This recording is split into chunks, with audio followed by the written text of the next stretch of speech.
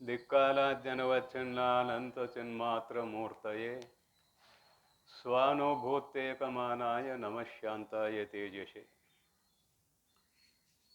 शङ्करं शङ्कराचार्यं केशवं बादरायणं सूत्रभाष्यकृतौ वन्दे भगवन्तौ पुनः पुनः सर्वोपनिषदां तत्त्वं संगृह्य स्वमनीषया येनोक्तं देशभाषायां वन्दे तं निजगुणेश्वरम् शिवं शान्तमद्वैतं हि यदुक्तं सर्वशास्त्रेषु तद्रूपं मद्गुरुवरं श्रीशान्तानन्दमहं भजे श्रीमज्जगद्गुरो शिवानन्दादारम्भां श्रीमत्पूर्णानन्दमध्यमां श्रीमदस्मद्गुरुपर्यन्तां वन्दे गुरुपरम्परां वन्दे गुरुपरम्पराम् ಪ್ರಾತಸ್ಮರಣೀಯರಾದ ಆರಾಧ್ಯ ಗುರುದೇವರ ಪವಿತ್ರವಾದ ಚರಣಾರವಿಂದಗಳಲ್ಲಿ ದಂಡವತ್ ಪ್ರಣಾಮಗಳನ್ನು ಸಮರ್ಪಣಾ ಮಾಡಿ ಸರ್ವ ಬ್ರಹ್ಮಜ್ಞಾನಿಗಳ ಪವಿತ್ರವಾದ ಚರಣಾರವಿಂದಗಳಲ್ಲಿ ಹಣೆಮಣಿದು ಜಗದ್ವಂದ್ಯ ಜಗದ್ಗುರು ಶ್ರೀ ಸಿದ್ಧಾರೂಢಪ್ಪಂಗಳವರ ಹಾಗೂ ಶ್ರೀ ಶಿವಾನಂದಪ್ಪಂಗಳವರ ಪವಿತ್ರವಾದ ಚರಣಾರವಿಂದಗಳಲ್ಲಿ ಅನಂತ ನಮಸ್ಕಾರಗಳನ್ನು ಸಮರ್ಪಿಸುತ್ತಾ ಮಹಾಮೌನ ಯೋಗಿ ಪರಮ ಪೂಜ್ಯ ಸದ್ಗುರು ಗುರುನಾಥರೂಢಪ್ಪಂಗಳವರ ಚರಣಾರವಿಂದಗಳಲ್ಲಿಯೂ ಕೂಡ ಅನಂತ ನಮಸ್ಕಾರಗಳನ್ನು ಸಮರ್ಪಣಾ ಮಾಡಿ ಉಪಸ್ಥಿತ ಸಾಧಕ ಸಾಧಕಿಯರಾದ ನಿಮ್ಮೆಲ್ಲರಲ್ಲಿಯೂ ಕೂಡ ಶರಣುಗಳು.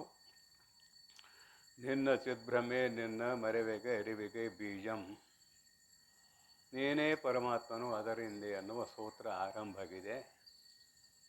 ಈಗಾಗಲೇ 5 ನುಡಿಗಳು 6 ನುಡಿ ಮುಗಿದವು. ಮರದ ಓಲ್ ತೋರಿತು ಆ ಮರೆವೆ ನಿನ್ನೊಳು ಮಿಥ್ಯೆ ಅರಿವು ನಿನ್ನೊಡಲಾದ ಕಥದಿಂದ ಇದನ್ನು ಹೇಳಬೇಕಾಗೈತಲ್ಲ. ಮರೆತ ಓಲ್ ತೋರಿತು ಇಷ್ಟ ಅಂದಿದ್ದೀವಿ ನಿನ್ನೆ. ಈ ನುಡಿಯ ವಿಚಾರವನ್ನು ನೋಡೋಣ. ಏನಂತಾರೆ ಇಲ್ಲಿ?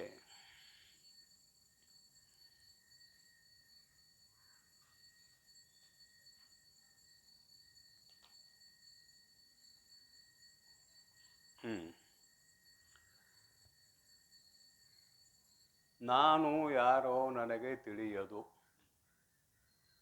ಅನ್ನುವ ಶಬ್ದ ಬಂದಾಗ ನನ್ನನ್ನು ನಾನು ಮರೆತಿದ್ದೇನೆ ಅಂತಾಯಿತು.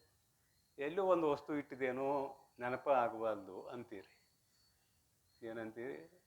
ಯಾವುದೋ ಒಂದು ವಸ್ತು ಇಟ್ಟಿದ್ದೇನೆ ಇಲ್ಲೇ ಕೈಯಾಗಿಂದ ಕರೆ ಎಲ್ಲಿ ಇಟ್ಟಿದ್ದೇನೆ ಅಂತ ನೆನಪ ಆಗಬಾರ್ದು ಅಂತೀರಿ.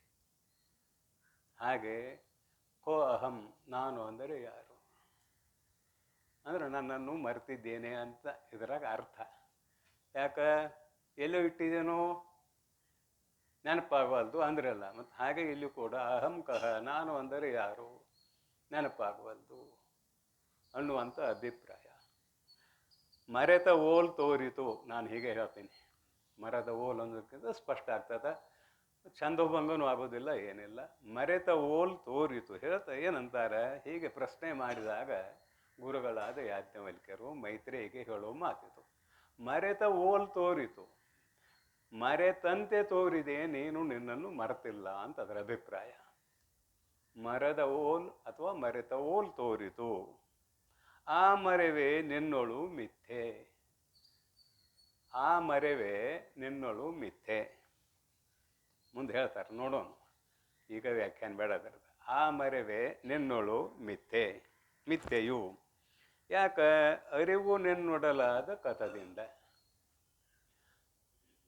ಅರಿವು ನಿನ್ನೊಡಲಾದ ಕಥದಿಂದ. ಇನ್ನೇನು ಸ್ವರೂಪ ಎಂಥದ್ದು ಅಂದ್ರೆ ಕೇವಲ ಅರುಸ್ವರೂಪ ನಿಂದು. ಅಲ್ಲಿ ಮರೆಯುವುದಕ್ಕೆ ಸ್ಥಳವೇ ಇಲ್ಲ. ಸೂರ್ಯನ ಎದುರಿಗೆ ಕತ್ತಲೆ ಎಂದಾದರೂ ಬರಬಹುದೇ? ಸೂರ್ಯನ ಎದುರಿಗೆ ಕತ್ತಲೆ ಎಂದಾದರೂ ಬರಬಹುದೇ ಅಂದರೆ ಎಂದೂ ಬರಲಿಕ್ಕೆ ಸಾಧ್ಯ ಇಲ್ಲ. ಹಾಗೆ ಕೇವಲ ಅರುಸ್ವರೂಪನಾಗಿರುವ ನಿನ್ನ ಎದುರಿಗೆ ಮರೆವೆ ಎಂಬುವುದು ಎಂದೂ ಬರಲಾರದು. ಅದಕ್ಕಾಗಿ ಮರೆತ ಓಲ್ ತೋರಿತು, ಮರೆತಂತೆ ಆಗಿದೆ, ನೀನು ನಿನ್ನನ್ನು ಮರೆತಿಲ್ಲ. ಮರದ ಓಲ್ ತೋರಿತು. ಯಾವುದನ್ನಾರು ಇಟ್ಕೊಡ್ರಿ ಅಂತ ಹೇಳಿದ್ದೇನೆ ನಾನು. ಎಂದಾದರೂ ನಿನ್ನ ಸ್ವರೂಪದಲ್ಲಿ ಮರೆವೆ ಎಂಬುದು ಅಡಿ ಇಡಲಾರದು.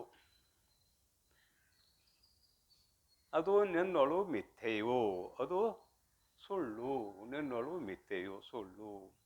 ಅರಿವು ನಿನ್ನೊಡಲಾದ ಕಥದಿಂದ. ನಿನ್ನ ಸ್ವರೂಪ ಎಂಥದ್ದು ಅಂತ ಕೇಳಿದರೆ ಕೇವಲ ಅರಿವಿನ ಗಟ್ಟಿ. ಅರಿವು ಅಂದರೆ ಎಲ್ಲವನ್ನು ತಿಳಿಯುವಂಥದ್ದು. ಅರಿವು ಅಂದ್ರೇನು? ಎಲ್ಲವನ್ನು ತಿಳಿಯುವಂಥದ್ದು. ಕತ್ತಲೆ ಏನು ಮಾಡ್ತದೆ ಅಂದರೆ ತಿಳಿಯಕೊಡಲಾರದಂತೆ ಮಾಡುತ್ತದೆ. ಒಂದು ಕತ್ತಲೆ ಕೋಣೆಯಲ್ಲಿ ಎಷ್ಟೋ ಪದಾರ್ಥಗಳಿದಾವೆ. ಒಬ್ರು ಹೇಳಿದರು, ಆ ಕೋಣೆಯಲ್ಲಿ ಏನೇನಿದಾವೆ ನೋಡಿ ಬಾ ಅಂತ ಕಳಿಸಿದ್ರು. ಅಲ್ಲಿ ಹೋದ, ಬಟನ್ ಹಾಕಿದ, ಬಲ್ಬ್ ಹೋಗಿತ್ತು. ಏನಾಯಿತು? ಬಲ್ಬ್ ಹೋಗಿತ್ತು, ಬೆಳಕು ಬರಲಿಲ್ಲ. ಏನೂ ಕಾಣಲಿಲ್ಲ ಅಂತ ತಿರುಗಿ ಬಂದು ಹೇಳಿದ. ಏನೂ ಕಾಣಲಿಲ್ಲ, ಅಲ್ಲಿ ಏನೂ ಇಲ್ಲ ಅಂತ ತಿರುಗಿ ಬಂದು ಹೇಳಿದೆ. ಯಾವಾಗಿದು? ಬೆಳಕು ಇಲ್ಲದೇ ಇದ್ದಾಗ. ಒಂದು ವೇಳೆ ಅಲ್ಲಿ ಬೆಳಕು ಇದ್ದದ್ದೇ ಆಗಿದ್ರೆ ಏನೂ ಕಾಣಲಿಲ್ಲ ಅಂತ ಹೇಳಕ್ಕೆ ಸಾಧ್ಯ ಇತ್ತೇನು? ಕತ್ತಲೆ ಕಂಡಿದೆ ಬಿಟ್ರೆ ಅದನ್ನು ಬಿಡೋನು. ಈಗ ಇಲ್ಲಿ ಕೇವಲ ಅರಿವಿನ ಗಟ್ಟಿಯಾಗಿರುವ ಆತ್ಮಚೇತನ, ಅದು ಅಲುಪ್ತ ಪ್ರಕಾಶ. ಲುಪ್ತ ಪ್ರಕಾಶ ಅಲ್ಲ. ಅವೇದ್ಯತ್ವೇ ಸತಿ ಅಲುಪ್ತ ಪ್ರಕಾಶಕತ್ವಂ. ಆತ್ಮನ ಲಕ್ಷಣ ಹೇಳಿದ್ದಾರೆ. ಅವೇದ್ಯತ್ವೇ ಸತಿ, ಯಾವ ಪ್ರಮಾಣಗಳಿಗೂ ವಿಷಯವಲ್ಲ, ಆದರೆ ಅಲುಪ್ತ ಪ್ರಕಾಶ, ನಾಶವಾಗದೇ ಇರುವಂತಹ ಬೆಳಕು. ಬೆಳಕು ಅಂದರೆ ಅರಿವು. ಇಂತಹ ಅರಿವು ನಿನ್ನ ಸ್ವರೂಪ ಇರೋಣದ್ರಿಂದ ಮರೆವೆ ಎಂಬುವ ಕತ್ತಲೆ ಇಲ್ಲಿ ಬರಲಿಕ್ಕೆ ಸಾಧ್ಯ ಏನು? ಬಂದಿದೆ ಅಂದರೆ ಅದು ಸುಳ್ಳು, ಮಿಥ್ಯೆ ಅಂತ ಹೇಳಿದರು. ಅರಿವು ನಿನ್ನೊಡಲಾದ ಕಥದಿಂದ ಬರಿದೆ ಕಲ್ಪಿತ ವೈಶೆ. ನಾನು ನನ್ನನ್ನು ಮರೆತೆನು ಎಂಬುದು ಕಲ್ಪಿತವಾಗಿದೆ. ಇದು ಬರೀ ನಿನ್ನ ಕಲ್ಪನೆ. ನೀನು ನಿನ್ನನ್ನು ಮರೆತದ್ದನ್ನು ತಿಳಿದು ಹೇಳುತ್ತೀಯೋ ಅಥವಾ ತಿಳಿಯದೆ ಹೇಳುತ್ತೀಯೋ? ಮರುಪ್ರಶ್ನೆ. ನಾನು ನನ್ನನ್ನು ಮರ್ತಿದ್ದೇನೆ ಅಂತ ಹೇಳಿದೆಲ್ಲ, ಮರ್ತಿದ್ದೇನೆ ಅನ್ನುವುದನ್ನು ತಿಳಿದು ಹೇಳ್ತೀಯೋ ತಿಳಿಯದೆ ಹೇಳ್ತೀಯೋ? ತಿಳಿದ ಹೇಳಬೇಕು. ಮತ್ತು ತಿಳಿದ ಹೇಳ್ಬೇಕಂದ್ರೆ ನೀನು ಸ್ವರೂಪ ಎಂಥದ್ದು? ಅವರು ಸ್ವರೂಪ. ನಿನ್ನನ್ನು ನೀನು ಸಂಪೂರ್ಣವಾಗಿ ಮರ್ತಿಲ್ಲ, ಮರೆತಂತೆ ಆಗಿದೆ. ಮರೆತವೋಲ್ ತೋರಿತು, ಮರೆತಂತೆ ಆಗಿದೆ, ಸಂಪೂರ್ಣವಾಗಿ ಮರ್ತಿಲ್ಲ. ನಿಖಿಳವೆಲ್ಲವು ಬರಿದೆ ಕಲ್ಪಿತ ವೈಶೆ. ನಿಖಿಳವೆಲ್ಲವು, ನಿಖಿಳವೆಲ್ಲವು ಬರಿದೆ ಕಲ್ಪಿತ ವೈಶೆ. ನೀನು ಕಲ್ಪನೆ ಮಾಡಿಕೊಂಡಿದ್ದೀಯಲ್ಲ, ಏನೇನು ಕಲ್ಪನೆ ಮಾಡಿಕೊಂಡಿದ್ದಿ ಅಂತ ಕೇಳಿದರೆ, ಈ ಶರೀರ ನಾನು, ಇದರಲ್ಲಿರುವ ಅವಯವಗಳು ಇಂದ್ರಿಯಾದಿಗಳು ನಾನು, ಮನಬುದ್ಧಾದಿಗಳು ನಾನು, ನಾನು ಹೆಣ್ಣು ಮಗಳು. ಇದ್ರ ಜೊತೆಗೆ ಉಳಿದದ್ದೆಲ್ಲ ನೀವು ಬೆಳೆಸ್ಕೊಂಡು ಬಿಡ್ರಿ. ಉಳಿದದ್ದೆಲ್ಲ ಹೇಳೋ ಕೆಲಸ ಏನದೆ? ಪ್ರಪಂಚ ಇಷ್ಟು ಬಂತಂದ್ರೆ ಇಡೀ ಜಗತ್ತ ಬಂದು ಹೋಯ್ತಾ ಇಲ್ಲ. ಇದೆಲ್ಲವೂ ಕಲ್ಪಿತ ವೈಶೆ. ನಿನ್ನ ಸ್ವರೂಪದಲ್ಲಿ ಏನೂ ಇಲ್ಲ. ನಿನ್ನ ಸ್ವರೂಪದಲ್ಲಿ ರೂಪ ಇಲ್ಲ, ರಸ ಇಲ್ಲ, ಗಂಧ ಇಲ್ಲ, ಶಬ್ದ ಇಲ್ಲ, ಸ್ಪರ್ಶ ಇಲ್ಲ. ಈಗೇನು ಹೇಳಿದಲ್ಲಿ ಇವೆಲ್ಲ ಶಬ್ದ, ಸ್ಪರ್ಶ, ರೂಪ, ರಸಗಳಿಂದ ಕೂಡಿದಂತಹ ಪದಾರ್ಥಗಳು. ಇವು ಬರೀದೆ ಕಲ್ಪಿತ ವೈಶೆ. ನಿನ್ನ ಸ್ವರೂಪದಲ್ಲಿ, ನಿನ್ನ ಸ್ವರೂಪದಲ್ಲಿ ಇವು ಕಲ್ಪಿತವು ಐಶೆ. ಕಲ್ಪಿತ ಅಂದ್ರೆ ಸುಳ್ಳು, ಮಿಥ್ಯಾಭೂತವಾದವುಗಳು. ಕಲ್ಪಿತವು ಐಶೆ. ನಿಖಿಳವೆಲ್ಲವು ಕಲ್ಪಿತವು, ಬರಿದೆ ಕಲ್ಪಿತ ವೈಶೆ ನಿಖಿಳವೆಲ್ಲವು. ನೀನು ನಿನ್ನನು ಮರೆಯೇ. ನೀನು ಮರೆಯೇ, ನಿನ್ನನು ಅಂತಿದೆ ಅಲ್ಲಿ ಪಂಕ್ತಿ. ನೀನು ನಿನ್ನನು ಮರೆಯೇ ಅನ್ವಯ ಮಾಡ್ಕೋಬೇಕು. ನೀನು ನಿನ್ನನ್ನು ಎಂದು ಮರೆಯಲಾರಿ, ಎಂದು ಮರೆಯಲಾರಿ. ಯಾಕೆ? ದೃಶ್ಯ ಮಾತ್ರ. ನೀನು ಕೇವಲ ಅರುಸ್ವರೂಪ, ನೋಡುವವಳು. ಅರಿಯುವುದಂದ್ರೆ ಏನು? ತಿಳಿಯುವುದು. ತಿಳಿಯುವುದು ಅನ್ನುವುದನ್ನು ಶಾಸ್ತ್ರದಲ್ಲಿ ನೋಡು ಅನ್ನುವ ಶಬ್ದದಿಂದಲೂ ಕೂಡ ಹೇಳಿದ್ದಾರೆ. ಆತ್ಮವಾರೇ ದ್ರಷ್ಟವ್ಯ ಅನ್ನುವಲ್ಲಿ ಆತ್ಮನನ್ನು ನೋಡಬೇಕು ಅಂತ ಶಬ್ದಾರ್ಥ. ಆದರೆ ನೋಡಬೇಕು ಅನ್ನುವ ಶಬ್ದಕ್ಕೆ ತಿಳಿಯಬೇಕು ಅಂತ ಅರ್ಥ ಇದೆ.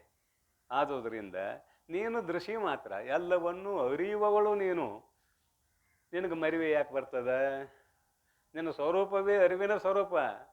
ಮರಿವೆ ಬರಲಿಕ್ಕೆ ಜಾಗವೇ ಇಲ್ಲ. ಇದು ಕಲ್ಪನೆ. ಒಂದೆರಡು ಮಾತಾಡೋಣ ಕಲ್ಪಿತ ಅನ್ನೋದಕ್ಕೆ. ಜಗತ್ತು ಕಲ್ಪಿತ ಅಂತ ಭಾವನೆ ಮಾಡ್ರಿ, ಸುಳ್ಳು. ಕಲ್ಪಿತ ಅಂದ್ರೆ ಸುಳ್ಳು. ಆದ್ರೆ ತೋರ್ತದ. ಈ ಪೂರ್ವದಲ್ಲಿ ಪ್ರವಚನ ಮಾಡುವಾಗ ಬಂದಂಥ ವಿಷಯ ತೋರ್ತದ. ತೋರಿದ ಮಾತ್ರಕ್ಕೆ ಅದು ಸತ್ಯ ಅಲ್ಲ, ಅದು ಮಿಥ್ಯಾ, ಸುಳ್ಳು. ಸುಳ್ಳು ಅಂದ ಮಾತ್ರಕ್ಕೆ ನಾವು ಯಾವ್ಯಾವ ಸ್ಥಳದಲ್ಲಿ ಇದ್ದೇವೆ ಅನ್ನೋದು ಭಾಳ ಮುಖ್ಯ. ಸುಳ್ಳು ತಮಾಷೆ ಆಗಿಂದ ಹೇಳಿದ್ದೇನೆ. ಸುಳ್ಳು. ಅವನು ಒಬ್ಬ ಸಾಲ ಕೊಟ್ಟು ಒಬ್ಬ ಸಾಲ ತೊಗೊಂಡ, ಮರದಿನ ಅವ್ನು ಕೇಳಕ್ಕೆ ಹೋದ, ಸುಳ್ಳು. ಯಾಕೆ ನಿನ್ನ ಶಾಸ್ತ್ರ ಕೇಳಿದೆಯಲ್ಲ? ಹಿಂಗೆ ಗಾಂಧಿಗಿಂದೇರಿ. ವ್ಯಾವಹಾರಿಕ ಸತ್ಯೆಯಿಂದ ನಡಿಬೇಕು.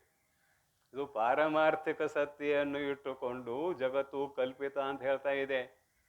ಇಲ್ಲಿ ದೃಷ್ಟಿ ಮಾತ್ರ ಕೇವಲ ಪಾರಮಾರ್ಥಿಕ ಸತ್ತವುಳ್ಳ ಸ್ವರೂಪನೆಂದು, ವ್ಯಾವಹಾರಿಕ ಸತ್ತವುಳ್ಳ ಸ್ವರೂಪನೆಂದು ಅಲ್ಲ. ವ್ಯಾವಹಾರಿಕ ಸತ್ತ ಅನಿತ್ಯ, ಅದಕ್ಕೆ 4 ಅಭಾವ ಹೇಳ್ಕೊಂಬಂದಾರ ಪೂರ್ವದಲ್ಲಿ.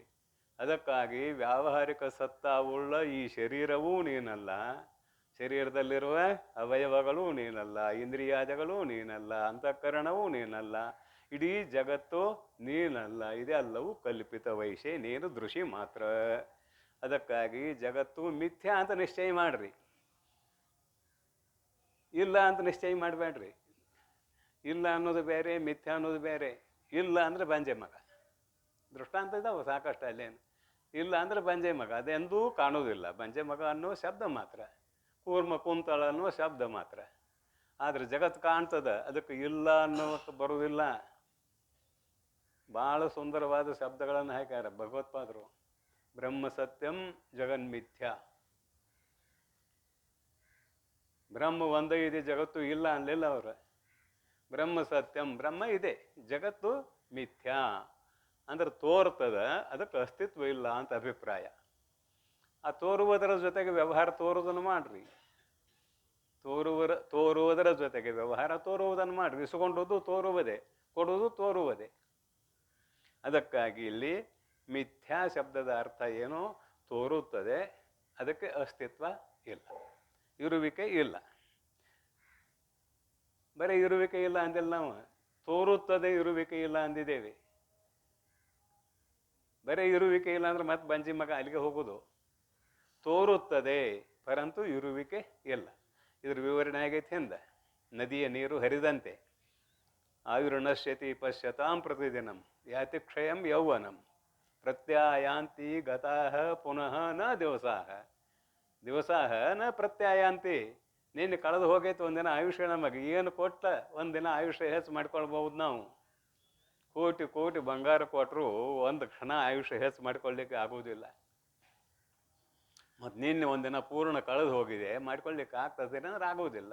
ಮತ್ತು ನಮ್ಮ ಶರೀರಗಳು ತೋರೋದಿಲ್ಲ, ತೋರ್ತಾವು. ಇರುವಿಕೆ ಇಲ್ಲ ಅಂತ ಅಷ್ಟೇ ಹೇಳಿಲ್ಲ, ತೋರುತ್ತದೆ. ಇದಕ್ಕೆ ಜಗತ್ತಿಗೆ ಇರುವಿಕೆ ಇಲ್ಲ. ಆಮೇಲೆ ಇಲ್ಲಿ ಏನಾಯಿತು, ಸ್ವಲ್ಪ ಎರಡು ಮಾತ ತತ್ವಮಸಿ ಮಹಾವಾಕ್ಯ, ನೀನೇ ಪರಮಾತ್ಮ, ನೀನು ದೃಷ್ಟಿ ಮಾತ್ರ ಇತ್ಯಾದಿ ಶಬ್ದಗಳು ಹಿಂದೆ ಬಂದವ. ಇಲ್ಲಿ ಮುಂದಿನ ನುಡಿ ಏನು ಹೇಳ್ತದೆ ಅನ್ನೋದು ಆ ನುಡಿ ಓದಿ ಹೇಳ್ತೇನೆ ನೋಡ್ರಿ. ನಿರುಪಾಧಿಕನು, ನಿಷ್ಕ್ರಿಯನು, ನಿರ್ವಿಕಲ್ಪನು, ನಿರುಪಮನು, ಅಜ್ಞಾನರಹಿತನು, ಪರಿಪೂರ್ಣನು, ಅದ್ವಯನು, ಅಚಲಿತ ಆತ್ಮನು, ಸುಖಭರಿತನು, ನೀನೇ ಕೇಳ್ ಪರಮಾತ್ಮ. ಈ ನುಡಿ ಏನು ಹೇಳ್ತದ ಅಂದ್ರೆ, ಕೇಳಿದ್ದನ್ನು ಮರೆಯುವುದು ಸ್ವಭಾವ ಇದೆ ಸಾಧಕರಿಗೆ. ಮತ್ತು ಕೇಳಿದ್ದೆಲ್ಲ ಹಾಗೇ ನೆನಪಿದ್ರೆ ಒಂದು ಜನ್ಮದಲ್ಲಿ ಮುಕ್ತರಾಗ್ತಿದ್ವಿ ನಾವು. ಒಂದೇ ಒಂದು ಜನ್ಮ ಸಾಕಾಗಿತ್ತು. ಅವ್ರು ಕೇಳ್ತೀವಿ, ಮರಿತೀವಿ. ಆ ಅಭಿಪ್ರಾಯ ಈ ನುಡಿಯಲ್ಲಿ ನಮಗೆ ಕಂಡು ಬರ್ತದೆ. ತತ್ವಮಸಿ ಮಹಾವಾಕ್ಯ ಹೇಳುವಾಗ ಏನು ಹೇಳಿರ್ತೀವಿ ಅಂದರೆ, ಈಶ್ವರ ಚೇತನಕ್ಕೂ ಜೀವಚೇತನಕ್ಕೂ ಅಭೇದ ಇದೆ ಅಂತ ಹೇಳ್ತೇವೆ. ಅಲ್ಲಿ ಭಾಗತ್ಯಾಗ ಲಕ್ಷಣ ಮಾಡಿದ್ದೇವೆ, ಅದೆಲ್ಲ ನಮಗೆ ಗೊತ್ತಿರುವಂಥದ್ದು. ಈಶ್ವರ ಚೇತನದಲ್ಲಿ ಸರ್ವಜ್ಞತ್ವಾದಿ ಗುಣಗಳು ಇವೆ, ಜೀವಚೇತನದಲ್ಲಿ ಕಿಂಚಿಜ್ಞತ್ವಾದಿ ಗುಣಗಳು ಇವೆ ಅಂತೂ ಹೇಳ್ಕೊಂಡು ಬಂದಿದೆ. ಆ ಪರಮಾತ್ಮನೇ ಈ ಜಗತ್ತನ್ನು ಮಾಡಿದ. ಯಹ ಸರ್ವಜ್ಞ ಸರ್ವವಿತ್. ಯಾವನು ಸರ್ವಜ್ಞನಾಗಿದ್ದಾನೆಯೋ, ಯಾವನು ಎಲ್ಲವನ್ನು ತಿಳಿದಿದ್ದಾನೆಯೋ ಅವನೇ ಸರ್ವಜ್ಞ. ಯಾವನು ಎಲ್ಲವನ್ನೂ ತಿಳಿದಿದ್ದಾನೆಯೋ ಅವನು ಸರ್ವಜ್ಞ. ಏನೋ ಒಂದು ಮಾಡಬೇಕಾದ್ರೂ ಅದ್ರ ಬಗ್ಗೆ ಜ್ಞಾನ ಬೇಕು. ಮಾತನಾಡಿದ್ದೇವೆ ಈ ಪೂರ್ವದಲ್ಲಿ ಸಾಕಷ್ಟು ಸಲ. ಜಾನಾತಿ ಇಚ್ಛತಿ ಯತತೆ. ಒಂದು ಕಾರ್ಯ ಆಗಬೇಕಾದ್ರೆ ಇಷ್ಟಿದಾವೆ ನೋಡ್ರಿ. ಆ ಕಾರ್ಯವನ್ನು ಮಾಡುವ ವಿಧಾನ ಹೇಗೆ ಅನ್ನುವುದನ್ನು ತಿಳಿದಿದ್ದಾನೆ. ಮಾಡುವ ಇಚ್ಛೆ ಆಗಬೇಕು, ತಿಳಿದಾನಷ್ಟೇ. ಮಾಡುವ ಇಚ್ಛೆ ಆಗಬೇಕು. ಕಾರ್ಯದ ಜ್ಞಾನವೂ ಇದೆ, ಏನು ಮಾಡಬೇಕು ಅನ್ನುವ ವಿಷಯದ ಜ್ಞಾನವೂ ಇದೆ, ಮಾಡಬೇಕಂತ ಇಚ್ಛೆನೂ ಇದೆ, ಆದರೆ ಎದ್ದು ಆ ಕಾರ್ಯದಲ್ಲಿ ತೊಡಗುವಲ್ಲ. ಆಗ್ತತೇನ ಕಾರ್ಯ? ಆಗುವುದಿಲ್ಲ. ಅಂದರೆ ಅಡಿಗೆ ಮಾಡೋ ಜ್ಞಾನನೂ ಇದೆ, ಪದಾರ್ಥಗಳು ಇದಾವೆ, ಇಚ್ಛೆನೂ ಇದೆ, ಆದ್ರೆ ಗ್ಯಾಸ್ ಹಚ್ಚುವಲ್ಲ, ಇನ್ನು ಒಲಿ ಹಚ್ಚುವಲ್ಲ ಅನ್ನೋದು ಬ್ಯಾಡ. ನಾವು ಸಿಲಿಂಡರ್ ಆನ್ ಮಾಡುವಲ್ಲ. ಆಕ್ಕತೇನ ಅಡಿಗೆ? ಆಗುವುದಿಲ್ಲ. ಇವು ಮೂರು ಬೇಕು: ಜಾನಾತಿ, ಇಚ್ಛತಿ, ಯತತೆ. ಈ ಜಗತ್ತು ಒಂದು ಕಾರ್ಯ. ಉದಾಹರಣೆ ನಂದು ಅಡಿಗೆ ಕಾರ್ಯ. ಈ ಜಗತ್ತು ಒಂದು ಕಾರ್ಯ. ಈ ವೈಚಿತ್ರ್ಯವಾದ ಜಗತ್ತನ್ನು ಪರಮಾತ್ಮ ಹೇಗೆ ಮಾಡಿದಾನೆ ಅಂತ ಕೇಳಿದರೆ, ಮನಸಾಪಿ ಅಚಿಂತ್ಯ ರಚನಾ ರೂಪಸ್ಯ. ಮನಸ್ಸಿನಿಂದಲೂ ಆಲೋಚನೆ ಮಾಡಲಿಕ್ಕೆ ಬಾರದಿರುವಷ್ಟು ಜಟಿಲ ಇದೆ ನಮ್ಮ ಶರೀರದ ಒಳಗೆ. ಮನಸ್ಸಿನಿಂದಲೂ ಆಲೋಚನೆ ಮಾಡಲಿಕ್ಕೆ ಸಾಧ್ಯ ಇಲ್ಲ. ಮೊನ್ನೆ ಒಂದಿನ ಹೇಳಿ ಆಯ್ತಲ್ಲ ಉಪನಿಷತ್ತಿನ ಮಂತ್ರದ್ದು, 72 ಕೋಟಿ ನಾಡಿ ಇದಾವೆ. 72 ಕೋಟಿ, 72 ಲಕ್ಷ, 10,201 ನಾಡಿ. ಪ್ರಶ್ನೋಪನಿಷತ್ನಲ್ಲಿ ಬಂದಿರುವ ವಿಚಾರ ಇದು. ಇಂತಹ ಜಗತ್ತನ್ನು ಮಾಡಿ ನಾವು ಯಾರು ಅಂದ್ರೆ, ಈ ಎಲ್ಲ ಜ್ಞಾನ ಅವನಿಗಿರಬೇಕು. ಇರ್ಬೇಕಂದ್ರೆ ಅವನು ಸರ್ವಜ್ಞ ಆಗಿರಬೇಕು. ಅಂಥವನು ಈ ಜಗತ್ತನ್ನು ಮಾಡವಲ್ಲ ಅಂತ ಉಪನಿಷತ್ತುಗಳು ಹೇಳ್ತಾವೆ. ಇಲ್ಲಿ ಏನು ಸಂಶಯ ಬಂದಿದೆ ಮೈತ್ರೇಯಿಗೆ? ಮೈತ್ರಿಗೆ ಸಂಶಯ ಬಂದತ್ತೆಲ್ಲ ಗೊತ್ತಿಲ್ಲ. ನಮ್ಮ ಪ್ರತಿನಿಧಿಯಾಗಿ ಮೈತ್ರಿಗೆ ಇಲ್ಲಿ ಸಂಶಯ ಬಂದಿದೆ ಅಂತ ನಾವು ಅರ್ಥ ಮಾಡಬೇಕು. ಅದಕ್ಕೆ ಮೈತ್ರಿ ಏನು ಕೇಳ್ತಾಳೆ, ನೀನು ಕೇವಲ ದೃಷಿ ಮಾತ್ರ ಅಂದಿ, ಕೇವಲ ಅರಿವಿನ ಗಟ್ಟಿ ಅಂದಿ, ಪರಂತು ಅವರು ಯಾರದು? ಪರಮಾತ್ಮಂದು. ಅವರು ಅಂದರೆ ಯಾರು? ಪರಮಾತ್ಮ. ನನ್ನಲ್ಲಿ ಸರ್ವಜ್ಞತ್ವಾದಿ ಗುಣಗಳು ಇಲ್ಲಲ್ಲ, ಈ ಜಗತ್ತನ್ನು ಮಾಡುವ ಸಾಮರ್ಥ್ಯ ನನಗಿಲ್ಲಲ್ಲ. ನಾನೇ ಪರಮಾತ್ಮ ಆಗಿದ್ದರೆ ಸಗುಣ ಪರಮಾತ್ಮ, ನಿರ್ಗುಣ ಪರಮಾತ್ಮ ಒಂದೇ. ಉಪಾಧಿಯಿಂದ ಸಗುಣ ನಿರ್ಗುಣ ಅಂತ ಅಂಗೀಕಾರ ಮಾಡಿದ್ದಿ. ಅವೆರಡೂ ಒಂದೇ ಆದಾಗ ಸರ್ವಜ್ಞತ್ವಾದಿ ಗುಣಗಳು ನನ್ನಲ್ಲಿರಬೇಕಾಗಿತ್ತು. ಇಲ್ಲ. ಯಾಕೆ? ನಿಮ್ಮ ಪ್ರತಿನಿಧಿಯಾಗಿ ಕೇಳ್ತಾ ಇದ್ದಾಳೆ ಅಂತ ಹೇಳಿದ್ದೇನೆ ಒಂದು ಮಾತು. ಯಾಕೆ? ಅದಕ್ಕೆ ಅವರು ಉತ್ತರ ಹೇಳ್ತಾರೆ ಈ ನುಡಿಯಲ್ಲಿ. ಏನು ಬರ್ತಾರೆ ನೋಡ್ರಿ ನುಡಿ. ಆ ಸರ್ವಜ್ಞತ್ವಾದಿ ಗುಣಗಳು ತೋರುವುದು ಯಾವಾಗ ಅಂತ ಕೇಳಿದರೆ, ಮಾಯಾ ಮತ್ತು ಅವಿದ್ಯ. ಈಶ್ವರ ಚೇತನದಲ್ಲಿ ಮಾಯಾ ಉಪಾಧಿ ಇದ್ದಾಗಲೇ ಈಶ್ವರ ಚೇತನ ಅಂದೇವು ನಾವು. ಅವಿದ್ಯಾ ಉಪಾಧಿ ಇದ್ದಾಗಲೇ ಅದೇ ಚೇತನಕ್ಕೆ ಜೀವಚೇತನ ಅಂದೇವಿ. ಈ ಸರ್ವಜ್ಞತ್ವಾದಿ ಗುಣಗಳಾಗಲಿ ಕಿಂಚಿಜ್ಞತ್ವಾದಿ ಗುಣಗಳಾಗಲಿ ತೋರುವುದು ಯಾವಾಗ ಅಂದ್ರೆ ಸೋಪಾಧಿಕವಾದಾಗ, ಉಪಾಧಿಯಿಂದ ಸಹಿತವಾದಾಗ. ಆದರೆ ನೀನು ಅಥವಾ ನಿನ್ನ ಸ್ವರೂಪ ನಿರುಪಾಧಿಕನು. ನಿನ್ನ ಸ್ವರೂಪದಲ್ಲಿ ಉಪಾಧಿ ಅನ್ನೋದು ಇಲ್ಲ. ಉಪಾಧಿ ತೆಗೆದಾಗ ಸರ್ವಜ್ಞತ್ವಾದಿ ಗುಣಗಳು ಕಿಂಚಿಜ್ಞತ್ವಾದಿ ಗುಣಗಳು ಅಂತ ವ್ಯಾಖ್ಯಾನ ಮಾಡಲಿಕ್ಕೆ ಅವಕಾಶ ಇಲ್ಲ. ನಿರುಪಾಧಿಕನು. ಆಮೇಲೆ ನಿಷ್ಕ್ರಿಯನು. ಈ ಯಾವ ಕ್ರಿಯೆಗಳನ್ನು ಮಾಡವಲ್ಲ, ನಿರವಯವ. ಅವಯವಗಳಿದ್ದಾಗ ಕ್ರಿಯೆ ನಡೀತದೆ, ಅವಯವಗಳಿಲ್ಲ, ನಿಷ್ಕ್ರಿಯ. ಯಾವುದು ಮೂರ್ತ ಪದಾರ್ಥವಾಗಿದೆಯೋ ಅದು ಕರ್ಮಸಹಿತವಾಗಿದೆ.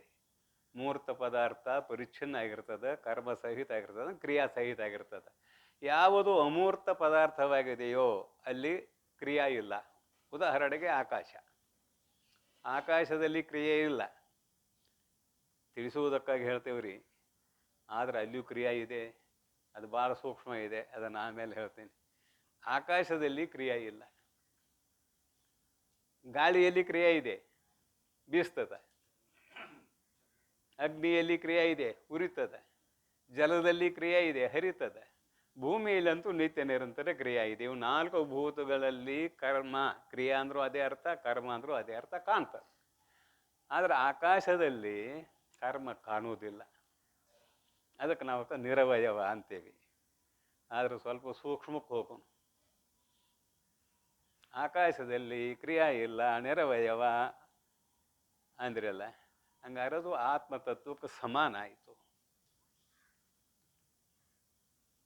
ಆತ್ಮತತ್ವಕ್ಕೆ ಸಮಾನ ಆಯಿತು ಅಂತ ಭೇದವಾದಿಗಳಿಗೆ, ನಾವಲ್ಲ, ಭೇದವಾದಿಗಳಿಗೆ ನಿಮ್ಮ ಅದ್ವೈತ ಸಿದ್ಧಾಂತ ಬಿದ್ದು ಹೋಗ್ತದೆ. ಯಾಕೆ? ನಿತ್ಯ ಆಗ್ತದೆ, ಆತ್ಮ ಒಂದು ನಿತ್ಯ ಆಗ್ತದೆ, ಅಚೇತನವೂ ಅಚೇತನವೂ ಆ ಮಾತು ಬೇರೆ.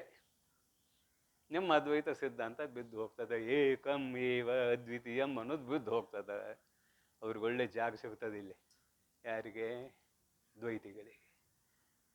ಆವಾಗ ಶಾಸ್ತ್ರ ಅಂತ ಅವಿದ್ಯಾ ಭೂಮಾವೇವ ಕರ್ಮ ಬರೀತಾರೆ.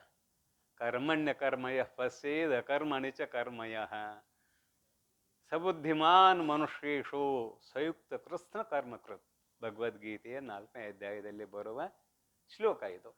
ಕರ್ಮಣ್ಯ ಅಕರ್ಮಯ ಪಶ್ಯೇತ್ ಅನ್ನುವಂಥ ಶ್ಲೋಕದ ಭಾಷ್ಯವನ್ನು ನೋಡಿದವರಿಗೆ ಇದರ ತಿಳುವಳಿಕೆ ಬರ್ತದೆ. ಅಲ್ಲಿ ಏನು ಬರ್ದರು ಅಂದ್ರೆ ಅವಿದ್ಯಾ ಭೂಮಾವೇವ ಕರ್ಮ. ಅವಿದ್ಯೆ ಎಲ್ಲೆಲ್ಲಿದೆ ಅಲ್ಲೆಲ್ಲ ಕರ್ಮ ಇದೆ. ಆಕಾಶವು ಅವಿದ್ಯೆಯ ಕಾರ್ಯ.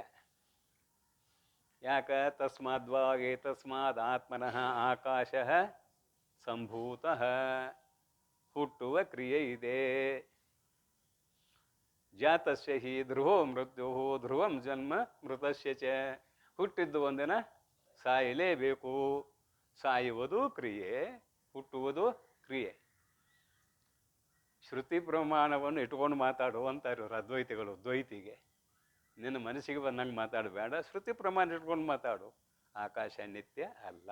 ಯಾಕ ಜಾಯತೆ, ಹುಟ್ಟಿದೆ. ಶ್ರುತಿಯ ಪ್ರಮಾಣವು ಅಖಿಳರ್ಗೆ. ಶ್ರುತಿ ಬಿಟ್ಟು ಯಾರಾದರೂ ಮಾತಾಡಿದ್ರೆ ಭಗವತ್ಪಾದರು ಒಂದು ಮಾತು ಬರೀತಾರೆ. ಶ್ರುತಿ ಮತಸ್ತರ್ಕೋನುಸಂಧೀಯತಾಂ ದುಸ್ತರ್ಕಾತ್ ಸುವಿರಮ್ಯತಾಂ. ಶ್ರುತಿಗೆ ಅನುಗುಣವಾದ ಯುಕ್ತಿಯನ್ನು ಅಂಗೀಕಾರ ಮಾಡು, ಆದರೆ ಶ್ರುತಿಗೆ ವಿರುದ್ಧವಾದ ಯುಕ್ತಿ ಅಂದ್ರೆ ತರ್ಕವನ್ನು ಅಂಗೀಕಾರ ಮಾಡಬೇಡ ಅಂತ ಬರ್ದಾರೆ ಭಗವತ್ಪಾದರು. ನೀ ಏನು ಮಾತಾಡಿದಕ್ಕೊಂದು ಪ್ರಮಾಣ ಕೊಡು, ಶ್ರುತಿ ಪ್ರಮಾಣ ಕೊಡು. ಈ ಪೂರ್ವದಲ್ಲಿ ದೃಷ್ಟಾಂತ ಅಲ್ಲಿ ಹೇಳಿದ್ದೇನೆ.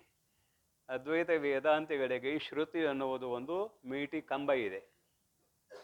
ಮೀಟಿ ಅನ್ನೋ ಶಬ್ದ ಗೊತ್ತಿಲ್ಲ. ಮೀಟಿ ಕಂಬ ಇದೆ. ಅದನ್ನು ಹಿಡ್ಕೊಂಡ ಸುತ್ತ ಹಾಯ್ಬೇಕು ದನಗಳು ರಾಶಿ ಮಾಡುವಾಗ.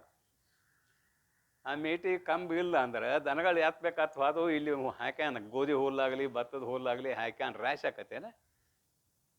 ಅದು ರಾಶಿ ಆಗಬೇಕಾದ್ರೆ ಏನು ಮಾಡಬೇಕು? ಆಧಾರಭೂತವಾದ ಒಂದು ಮೀಟಿ ಕಂಬ ಇರಬೇಕು. ಅದ್ರ ಸುತ್ತಲೂ ದನ ತಿರುಗಬೇಕು. ಆವಾಗ ಅದು ರಾಶಿ ಆಗ್ತದೆ. ಇದೆಲ್ಲ ಹಳೆ ಕಾಲದ ಕತೆ. ಈ ಸ್ವಾಮಿಗಳಿಗೇನು ಜ್ಞಾನ ಐತಿ ಇಲ್ಲೋ ಅಂತ ಹಿಂದಿನ ಹುಡುಗರು. ಮಷಿನ್ ಬಂದಾವ ಹಿಂದೇನು ರಾಶಿ ಮಾಡಕ್ಕೆ. ಮೇಟ್ ಅಂದ್ರೆ ಗೊತ್ತಿಲ್ಲ, ಹಂತಿ ಕಟ್ಟೋದಂದ್ರೆ ಗೊತ್ತಿಲ್ಲ, ರಾಶಿ ಮಾಡೋದು ಗೊತ್ತಿಲ್ಲ. ಮುಂದೆಲ್ಲ ಎಕ್ಸಿಬಿಷನ್ದಲ್ಲಿ ಇಟ್ಟು ತೋರಿಸು ಅಂತ ಪ್ರಸಂಗನ ಇದೆ. ಇರಲಿ, ನಮಗೆ ಬೇಕಾದದ್ದು ಏನಂದ್ರೆ ಒಂದು ಆಧಾರ ಬೇಕು. ಆಧಾರ ಅಂದ್ರೆ ಪ್ರಮಾಣ ಬೇಕು. ಶ್ರುತಿಯೇ ಪ್ರಮಾಣವು ಅಖಿಳರ್ಗೆ. ಪ್ರಮಾಣ ಇಟ್ಕೊಂಡು ಮಾತನಾಡು. ಹಾಗಾದ್ರೆ ಆಕಾಶದಲ್ಲಿಯೂ ಕೂಡ ಏನಿದೆ? ಕ್ರಿಯಾ ಇದೆ.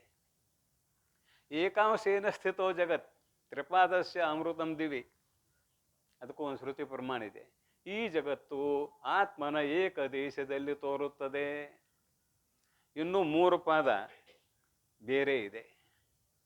ಜಗತ್ತು ಆತ್ಮನ ಏಕದೇಶದಲ್ಲಿ 4ನೇ ಭಾಗದಲ್ಲಿ ಜಗತ್ತು ತೋರ್ತಾ ಇದೆ. 4ನೇ ಭಾಗದಲ್ಲಿ, 4ನೇ ಒಂದು ಭಾಗದಲ್ಲಿ. ಅಂದ್ರೆ ಈ ಆಕಾಶ ಪರಿಚ್ಛಿನ್ನ ಪರಿಪೂರ್ಣ? ಪರಿಚ್ಛಿನ್ನ ಅನ್ಬೇಕಾಯ್ತು. ಪರಿಚ್ಛಿನ್ನ ಅಂದ್ರೆ ಅದು ಕ್ರಿಯಾಯುಳ್ಳದ್ದ. ಕ್ರಿಯೆ ಅದ್ರಾಗ ಇದೆ ಅಂತ ಅರ್ಥ. ದೃಷ್ಟಾಂತ ಕೊಡ್ತಾಯಿರಲ್ಲ, ಆಕಾಶವತ್ ಸರ್ವಗತಃ ನಿತ್ಯ ಅಂತ ದೃಷ್ಟಾಂತ ಕೊಡ್ತಾಯಿರಲ್ಲ.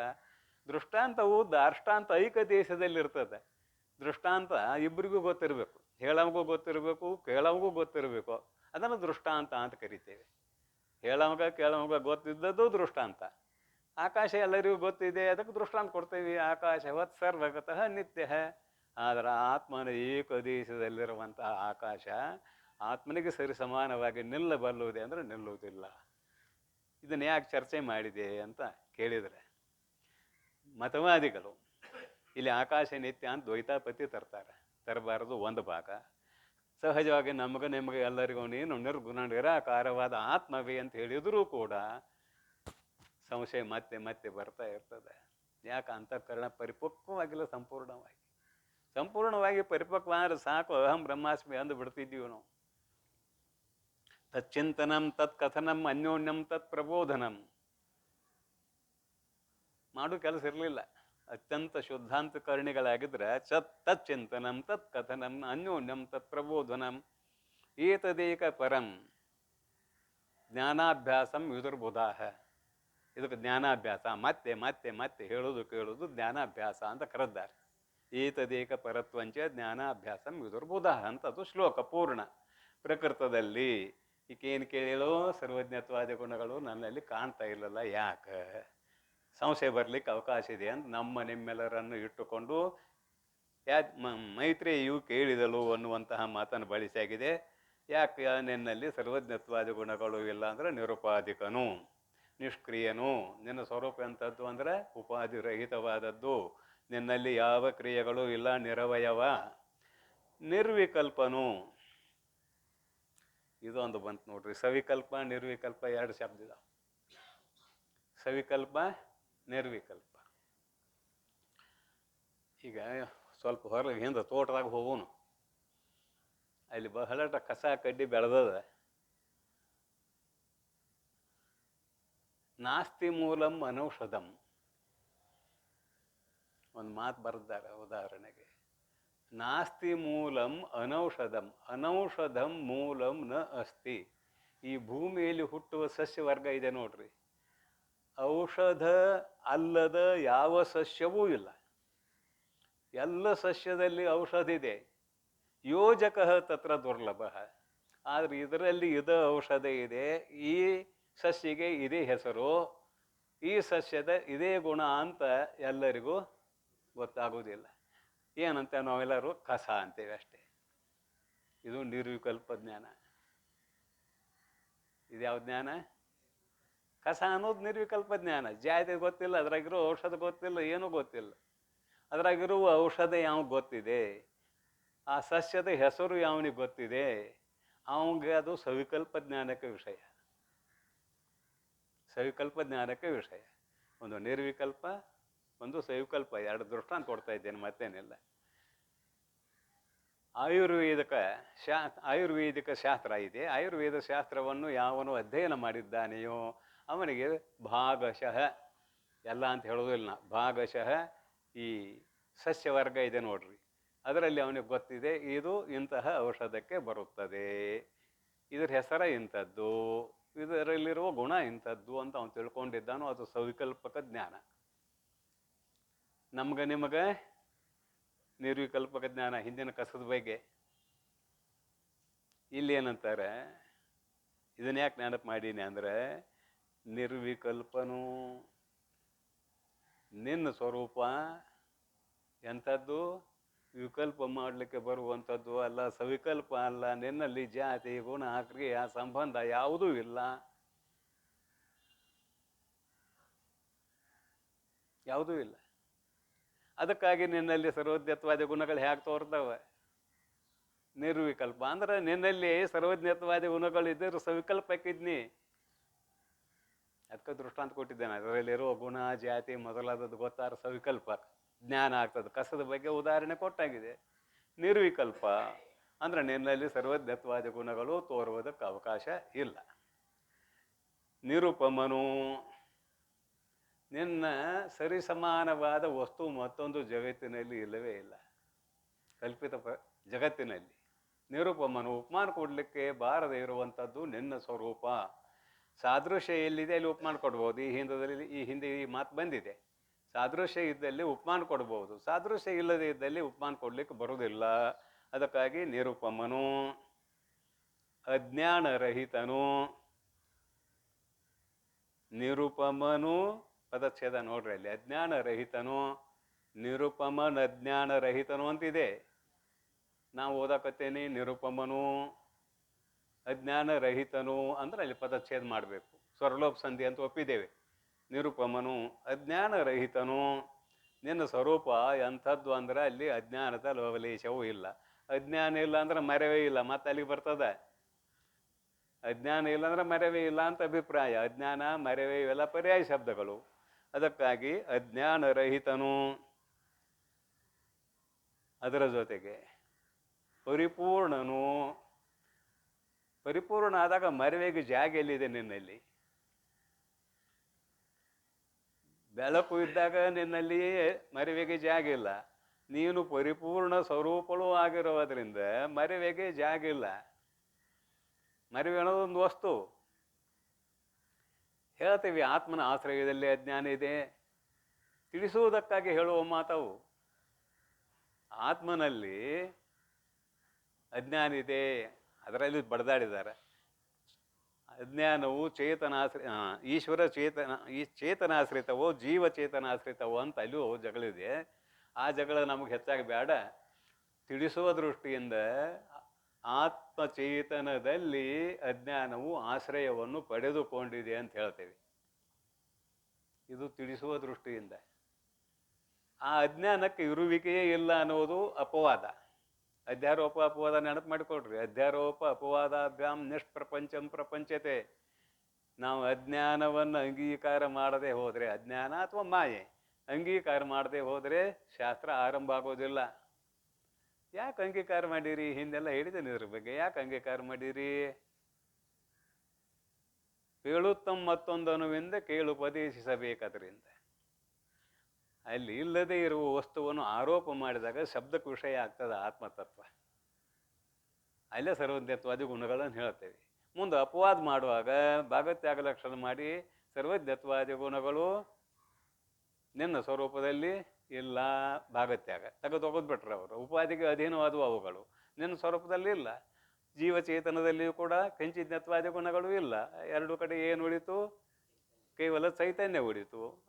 ಆ ಚೈತನ್ಯವು ಒಂದೇ ಇದೆ ಅಂತ ತಿಳಿಸುವ ಸಂದರ್ಭದಲ್ಲಿ ಅಜ್ಞಾನವನ್ನು ಅಂಗೀಕಾರ ಮಾಡಿದ್ದೇವೆ. ಇದು ಆರೋಪ.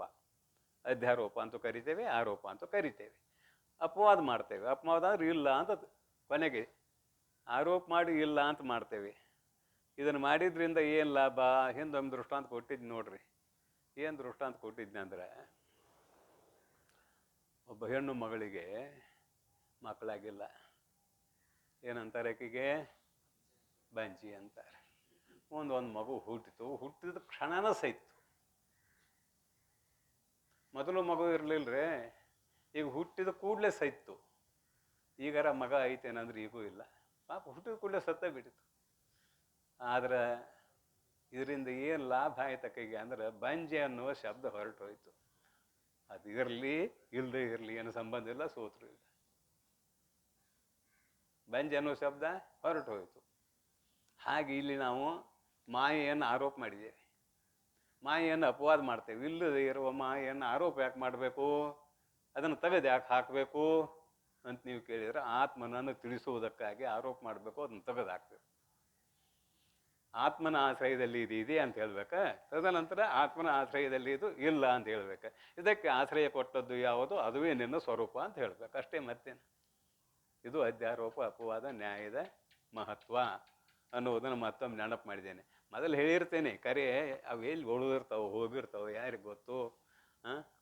ಮೊದಲು ನಾ ಹೇಳಿದ್ದು ನನಗೆ ಗೊತ್ತತಿ, ಹೇಳಿದೆ ನನಗೆ ಗೊತ್ತತಿ. ಆಗಲಿ, ಪ್ರಕೃತದಲ್ಲಿ ಮುಂದೆ ಸಾಕೋಣ.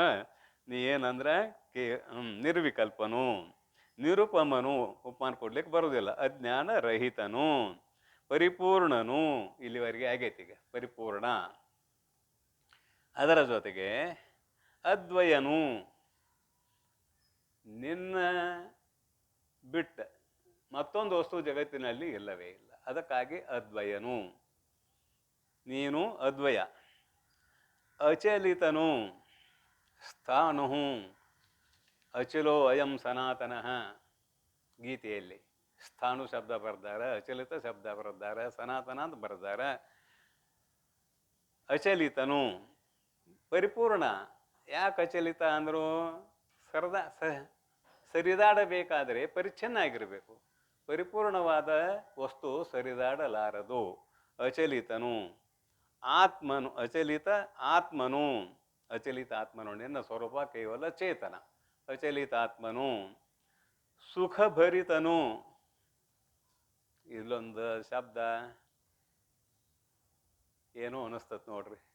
ಸುಖಭರಿತನು ಅಂದ್ರೆ ಸುಖದಿಂದ ತುಂಬಿಕೊಂಡವನು ಅಂತ ಅನಿಸ್ತದ.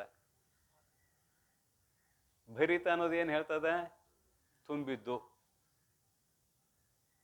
ಸುಖಭರಿತನು ಅಂದ್ರೆ ಸುಖ ಆತ್ಮನಲ್ಲಿ ಇದೆ ಅಂತ ಹೇಳಿದಂಗಾಯ್ತು. ನೈಯಾಯಿಕರು ಜ್ಞಾನಕ್ಕೆ ಅಧಿಕರಣನೂ ಆತ್ಮ, ಆನಂದಕ್ಕೆ ಅಧಿಕರಣನೂ ಆತ್ಮ. ಅವ್ರು 9 ಗುಣ ಹೋಗ್ತಾರೆ. ಬುದ್ಧಿ, ಸುಖ, ದುಃಖ, ಇಚ್ಛಾ, ದ್ವೇಷ, ಪ್ರಯತ್ನ, ಧರ್ಮ, ಅಧರ್ಮ, ಸಂಸ್ಕಾರ. ಈ 9 ಗುಣಗಳು ಆತ್ಮನಲ್ಲಿ ಇವೆ ಅಂತ ಹೇಳ್ತಾರೆ ಅವರು. ಬುದ್ಧಿ ಎರಡನೇದ್ದು ಸುಖ. ಬುದ್ಧಿ ಅಂದ್ರೆ ಜ್ಞಾನ. ಎರಡನೇದ್ದು ಸುಖ. ಆತ್ಮನಲ್ಲಿ ಸುಖ ಇದೆ, ಆತ್ಮ ಸುಖ ಸ್ವರೂಪನೂ ಅಲ್ಲ ಅಂತ ನೈಯಾಯಿಕರು ಹೇಳ್ತಾರೆ. ಆತ್ಮ ಜಡ, ನೈಯಾಯಿಕರ ಶಾಸ್ತ್ರದ ಪ್ರಕಾರ. ನಿದ್ರೆ ಹತ್ತಿದಾಗ ಅವಾಗೇನೂ ಜ್ಞಾನ ಇಲ್ಲ ಅಂತಾರೆ ಅವರು. ಮತ್ತು ಎಚ್ಚರ ಆದ್ಮೇಲೆ ನಾನು ಸುಖವಾಗಿ ಮಲಗಿದ್ದೆ, ಏನೊಂದು ಗೊತ್ತಾಗಲಿಲ್ಲ ಅಂತ ಹೇಳ್ತಾನಲ್ಲಪ್ಪ, ಅಲ್ಲಿ ಅನುಭವಿಸದೆ ಇವನಿಗೆ ಹೇಗೆ ಜ್ಞಾನ ಬಂತು ಅಂದ್ರೆ ಅವ್ರಂತಾರೆ ಅಲ್ಲಿ ಸುಖದ ಅಭಾವಿತ್ತು, ದುಃಖದ ಅಭಾವಿತ್ತು. ಅದಕ್ಕೆ ನನಗೇನು ಅಲ್ಲ, ಅಲ್ಲಿ ದುಃಖದ ಅಭಾವಿತ್ತು, ಅದನ್ನು ಸುಖ ಅಂತ ತಿಳ್ಕೊಂಡವ ಎಚ್ಚರ ಆದಮೇಲೆ. ಆತ್ಮ ನಿಜವಾಗಿಯೂ ಜಡ ಪದಾರ್ಥ. ಮತ್ತು ಆತ್ಮ ಚೇತನೆ ಯಾವಾಗ ಅಕ್ಕಾನು, ಇದನ್ನು ಪೂರ್ವದಲ್ಲಿ ಚರ್ಚೆ ಮಾಡಿದ್ದೇವೆ. ಮನಸ್ಸು ಆತ್ಮನೊಡನೆ ಕೂಡಿಕೊಂಡಾಗ ಚೇತನ ಅಕ್ಕಾನಂತ. ಮನಸ್ಸು ಜಡ, ತಮಾಷೆ ಇದೀರಿ, ಮನಸ್ಸು ಜಡ, ಆತ್ಮನೂ ಜಡ. ಅವು ಎರಡನ್ನು ಕೂಡ್ಸಾವ್ರಿ ಯಾರು? ಇಲ್ಲಿ ಎರಡು ಕಂಬ, ಇಲ್ಲೊಂದು ಕಂಬತಿ, ಇಲ್ಲೊಂದು ಕಂಬತಿ, ಇದು ಜಡ, ಇದು ಜಡ. ಅವು ಎರಡನ್ನು ಕೂಡ್ಸಾವ್ರಿ ಯಾರ? ಒಂದಕ್ಕೊಂದು ಕೂಡ್ತವೆ ನಾವು. ಅದಕ್ಕೆ ನೈಯಾಯಿಕರ ಶಾಸ್ತ್ರ ಕೇಳಿ ಆ ಹುಚ್ಚರ್ಗೂಡ ಮಾತಾಡ್ಬ್ಯಾಡ್ರಿ, ಮುಂದಿನ ಸೂತ್ರ ಬರ್ತದೆ. ತರ್ಕವನ್ನು ನುಡಿವನು ಎತ್ತೊಗಿದನು ಜಡ ತರ್ಕಿಗಳಾದ ಮಾನವರಂತೆ ಮುಂದಿನ ಸೂತ್ರ ಬರ್ತದೆ, ಏನು ದೂರ ಇಲ್ಲ. ಅವರಿಗೂ ನಮಗೂ ಭಾಳ ವ್ಯತ್ಯಾಸ ಇದೆ. ಪುರಿ ತತ್ನಾಡಿಯಲ್ಲಿ ಜೀವಾತ್ಮನು ವಾಸ ಮಾಡುತ್ತಾನೆ ಅಂತ ಅವ್ರು ಹೇಳ್ತಾರೆ, ಬ್ರಹ್ಮದಲ್ಲಿ ಮುಳುಗುತ್ತಾನೆ ನಿದ್ರಾವಸ್ಥೆ ಬಂದಾಗ ನಾವು ಹೇಳ್ತೇವೆ. ಅವರಿಗೆ ನಮಗೆ ಭಾಳ ವ್ಯತ್ಯಾಸ ಇದೆ. ಅಂದ್ರೆ ಅವೆರಡೂ ಜಡ ನಾ ಹೇಳಕೊಂಟದ್ದು. ಆತ್ಮನೂ ಜಡ, ಮನಸ್ಸು ಜಡ, ಅವೆರಡೂ ಕೂಡಿದಾಗ ಆತ್ಮನಲ್ಲಿ ಚೈತನ್ಯ ಬರುತ್ತದೆ ಅಂತ ಹೇಳೋದು ಇದು ಹುಚ್ಚರು ಒಪ್ಪುವಂತಹ ಮಾತು, ಜಾಣರು ಒಪ್ಪುವಂಥದ್ದು ಅಲ್ಲ. ಪ್ರಕೃತದಲ್ಲಿ ಆತ್ಮ ಹೇಗಿದ್ದಾನಂತ ಕೇಳಿದ್ರೆ ಚೈತನ್ಯ ಸ್ವರೂಪ. ಇಲ್ಲಿ ಸುಖ ಭರಿತನು ಅಂತ ಒಂದು ಮಾತಿದೆಯಲ್ಲ, ಅದನ್ನು ವಿವರಣೆ ಮಾಡಕ್ಕೆ ಹೊಂಟಿದ್ದೇನೆ, ಮತ್ತೇನೆಲ್ಲ. ನೈಯಾಯಿಕರು ಹೆಜ್ಜೆ ಇಡ್ತಾರೆ ಇಲ್ಲಿ. ತಿಳಿಸುವ ದೃಷ್ಟಿಯಿಂದ ನಮ್ಮ ಶಬ್ದಗಳು ಏನು ಬರ್ತಾವಂದ್ರೆ ಬ್ರಹ್ಮವಿದ್ ಬ್ರಹ್ಮೈವ ಭವತಿ. ಅದು ಉಪನಿಷತ್ತಿನ ಮಾತ, ಏನು ನಾವು ಮಾತಾಡಿದ್ದಲ್ಲ, ಮುಂಡಕದಲ್ಲಿ ಬರುವಂಥದ್ದು. ಬ್ರಹ್ಮವಿತ್ ಬ್ರಹ್ಮೈವ ಭವತಿ, ಇದು ಒಂದು ಕಡೆ.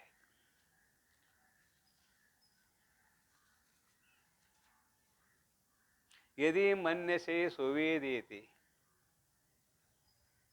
ದಭ್ರಮೇವಾಪಿ ನೂನಂ ತ್ವಂ ವೇತ್ಥ ಬ್ರಹ್ಮಣೋ ರೂಪಂ. ಇದು ಒಂದು ಉಪನಿಷತ್ತಿನ ಮಾತು. ಅವೆರಡು ನೆನಪು ಮಾಡ್ತೇನೆ ಮೊದಲು. ಮುಂಡಕ ಏನು ಹೇಳ್ತದೆ? ಬ್ರಹ್ಮವಿತ್ ಬ್ರಹ್ಮೈವ ಭವತಿ, ಬ್ರಹ್ಮವನ್ನು ತಿಳಿದವನು ಬ್ರಹ್ಮವೇ ಆಗುತ್ತಾನೆ. ಇದು ಮುಂಡಕೋಪನಿಷತ್ತಿನ ವಾಕ್ಯ. ನಾನು ಚೆನ್ನಾಗಿ ತಿಳಿದೆ ಆತ್ಮನನ್ನು ಅಂತ ಹೇಳಿದರ ಶಿಷ್ಯ. ಯದಿ ಮನ್ಯಸೆ ಸುವೇದ ಇತಿ, ಸುವೇದ ಅಂದ್ರೆ ನಾನು ಚೆನ್ನಾಗಿ ಆತ್ಮನನ್ನು ತಿಳಿದೆ. ಗುರುಗಳು ಪ್ರಶ್ನೆ ಮಾಡಿದ್ದಾರೆ ಆತ್ಮತತ್ವದ ಬಗ್ಗೆ ಹೇಳಿದ ಮೇಲೆ ಕನ್ನೋಪನಿಷತ್ನಲ್ಲಿ. ನಾನು ಚೆನ್ನಾಗಿ ತಿಳಿದೆ ಅಂತ ಹೇಳಿದ, ನನಗೇನೂ ತಿಳಿದಿಲ್ಲ, ಸುಮ್ಮನೆ ಕೂಡ್ರು ಅಂದ್ರೆ ಅವ್ರು. ಹಂಗೆ ಯಾಕೆ ಅಂದರು ಅಂದ್ರೆ, ಆತ್ಮನನ್ನು ತಿಳಿದಿದ್ದೇನೆ ಅಂದ್ರೆ ನೀ ಬೇರೆ ಆತ್ಮ ಬೇರೆ ಆಯಿತು, ತಿಳಿಸಿಕೊಂಡ ಆತ್ಮ ಜಡ ಆಯಿತು, ನೀನು ಚೇತನ ಆದಿ, ನಿನಗೆ ಗೊತ್ತಾಗಿಲ್ಲ, ಸುಮ್ಮನೆ ಕೂಡ್ರು ಅಂದರು. ಮತ್ತು ಮುಂಡಕೋಪನಿಷತ್ತು ಏನಂತದೆ? ಬ್ರಹ್ಮವಿದ್ ಬ್ರಹ್ಮೈವ ಭವತಿ ಅಂತದೆ. ಇದು ವೈರುಧ್ಯ. ಇದನ್ನು ಪರಿಹಾರ ಮಾಡುವುದಕ್ಕಾಗಿ ಬ್ರಹ್ಮಸೂತ್ರದ ಪ್ರಥಮ ಅಧ್ಯಾಯ. ಈ ವೈರುಧ್ಯವನ್ನು ಪರಿಹರಿಸುವುದಕ್ಕಾಗಿ ಬ್ರಹ್ಮಸೂತ್ರ ಗ್ರಂಥದ 1ನೇ ಅಧ್ಯಾಯ, ಅದರಾಗೂ 1ನೇ ಪಾಠ. ಈ ವೈರುಧ್ಯ ಕಾಂತದ ಉಪನಿಷತ್ನಲ್ಲಿ ಆ ಮಾತ ಈ ಮಾತ. ಅದಕ್ಕಾಗಿ ಇಲ್ಲಿ ಬ್ರಹ್ಮವಿದ್ ಬ್ರಹ್ಮೈವ ಭವತಿ ಅಂತ ಯಾಕೆ ಹೇಳಿದರು? ಸಾಧಕನನ್ನು ಅಂತರ್ಮುಖ ಮಾಡಬೇಕಾಗಿ. ನೀನು ಬ್ರಹ್ಮವನ್ನು ತಿಳಿದರೆ ಬ್ರಹ್ಮವು ಆಗುತ್ತಿ. ಮೊದಲು ಬ್ರಹ್ಮ ಅಲ್ಲೇ ನೀವು, ಮೊದಲು ಬ್ರಹ್ಮ. ಆ ಗುರುಗಳಿಗೆ ಗೊತ್ತಿಲ್ಲ ಏನಿದೆ, ಗುರುಗಳಿಗೆ ಗೊತ್ತಿದೆ, ಆದರೂ ಕೂಡ ಇವನು ಮುಖ ಆ ಕಡೆ ಮಾಡಬೇಕಾಗಿ. ಬ್ರಹ್ಮವಿತ್ ಬ್ರಹ್ಮೈವ ಭವತಿ. ಅದನ್ನು ಇನ್ನೊಂದು ಕಡೆ ನೆನಪು ಮಾಡಿದ್ದೇನೆ ನಿಮಗೆ. ಯಸ್ಮಿನ್ ನಿತ್ಯ ಸುಖಾಂಬುಧವು ಗಲಿತಧೀಹಿ ಬ್ರಹ್ಮೈವನ ಬ್ರಹ್ಮವಿತ್. ಯಾವ ಸುಖ ಸಮುದ್ರ ಆತ್ಮತತ್ವ, ಸುಖ ಸಮುದ್ರ ಅಂದ್ರೆ ಆತ್ಮ, ಸುಖವೇ ಆತ್ಮ, ಆತ್ಮವೇ ಸುಖ, ಇಲ್ಲಿ ಭರಿತ ಅಲ್ಲ. ಯಸ್ಮಿನ್ ನಿತ್ಯ ಸುಖಾಂಬುಧೌ, ಯಾವ ಸುಖದ ಸಮುದ್ರ ಸ್ವರೂಪವಾದ ಆತ್ಮನಲ್ಲಿ ಗಲಿತಧೀಹಿ, ಯಾವನ ಮನಸ್ಸು ಅದರಲ್ಲಿ ಬೆರೆತು ಹೋಗಿದೆಯೋ, ಬ್ರಹ್ಮ ಏವನ ಬ್ರಹ್ಮವಿತ್, ಅವನು ಬ್ರಹ್ಮವೇ ಇದ್ದಾನಲ್ಲದೆ ಬ್ರಹ್ಮವನ್ನು ತಿಳಿದವನು ಅಲ್ಲ. ಮನುಷ್ಯ ಪಂಚಕದಲ್ಲಿ ಬರುವಂಥ ವಾಕ್ಯ ಇದು, ಅವರೇ ಬರೆದದ್ದು ಭಗವತ್ಪಾದರು. ಹಾಗಾದ್ರೆ ಇಲ್ಲಿ ಯಾಕೆ ಹೇಳಿದ್ರು ಬ್ರಹ್ಮವಿದ್ ಬ್ರಹ್ಮಯೋ ಭವತಿ ಅಂದ್ರೆ ಹೇಳಿದ್ವಲ್ಲ, ಸಾಧಕರ ಬುದ್ಧಿಯನ್ನು ಅಂತರ್ಮುಖ ಮಾಡುವುದಕ್ಕಾಗಿ ಹೇಳಿದ ಮಾತು ಅಂತ ನಾವಿಲ್ಲಿ ಹೊಂದಿಸ್ಕೋಬೇಕು. ದ್ವಾ ಸುಪರ್ಣ ಸೈಜ್ಯ ಸಕಾಯ ಸಮಾನ ವೃಕ್ಷಂ ಪರುಷಸ್ವ ಜಾತೆ ತಯೋರೇಕ ಪಿಪ್ಪಲಂ ಸ್ವಾದ್ವತ್ತಿ ಅನಸ್ನನ್ಯ ಅಭಿಚಾಕಶೀತಿ. ಈ ಶರೀರವೆಂಬ ವೃಕ್ಷದಲ್ಲಿ ಎರಡು ಪಕ್ಷ ಇದಾವೆ, ಒಂದು ಜೀವಾತ್ಮ ಒಂದು ಪರಮಾತ್ಮ. ಜೀವಾತ್ಮ ಅನ್ನುವ ಪಕ್ಷಿ ಹಣ್ಣು ತಿಂತದೆ, ಪರಮಾತ್ಮ ಅನ್ನುವ ಪಕ್ಷಿ ನೋಡ್ತದೆ. ಬೇರೆ ನೋಡ್ತದೆ ಅಷ್ಟ, ತಿನ್ನೋದಿಲ್ಲ. ಏನಿದೆ ಹಣ್ಣು ಅಂದ್ರೆ ಮಾಡಿದ ಕರ್ಮದ ಫಲ. ಜೀವಾತ್ಮ ಅನ್ನುವ ಪಕ್ಷಿ ಊಟ ಮಾಡ್ತದೆ, ಪರಮಾತ್ಮ ಪಕ್ಷಿ ಅದನ್ನಷ್ಟ ನೋಡ್ತಾ ಇರ್ತದೆ. ಯಾವಾಗ ಈ ಜೀವಾತ್ಮ ಅನ್ನುವ ಪಕ್ಷಿ ಪರಮಾತ್ಮನನ್ನು ನೋಡುತ್ತದೆಯೋ ಆವಾಗ ಶಾಸ್ತ್ರ ಮುಗೀತು. ಪರಮಾತ್ಮನ ನೋಡಿತಂದ್ರೆ ಆ ಪರಮಾತ್ಮವೇ ನಾನು ಅಂತ ಯಾವಾಗ ತಿಳ್ಕೊಳ್ತದೋ ಆಗ ಶಾಸ್ತ್ರ ಮುಗೀತು ಅಂತ ಅಲ್ಲಿ ಅರ್ಥ ಇದೆ. ಮತ್ತು ದ್ವಾ ಸುಪರ್ಣ ಎರಡು ಪಕ್ಷಿಗಳು ಅಂತ ಬರ್ದಾರಲ್ಲ, ದ್ವೈತ ಐತೆಲ್ಲ, ಇವನ್ನೆಲ್ಲ ಪರಿಹಾರ ಮಾಡ್ತಾರೆ ಬ್ರಹ್ಮಸೂತ್ರದಲ್ಲಿ. ಅದಕ್ಕೆ ನ್ಯಾಯ ಪ್ರಸ್ಥಾನ ಅಂತ ಕರೆದಾರೆ. ಈಗ ಪ್ರಕೃತದಲ್ಲಿ ಸುಖಭರಿತನು, ಅಲ್ಲಿಗೆ ಬರೋಣ. ಈಗ ಸುಖಭರಿತನು ಆತ್ಮತತ್ವ ಹೇಗಿದೆ ಅಂದರೆ ಕೇವಲ ಸುಖ ಸ್ವರೂಪವಾಗಿದೆ, ಸುಖದಿಂದ ತುಂಬಿಕೊಂಡವನು ಅಲ್ಲ. ನಿನ್ನೊಳಿಹುದು ಸುಖ ಪದವು ಅನುಭವದಂ ನೋಡೆ ಮನುಜ.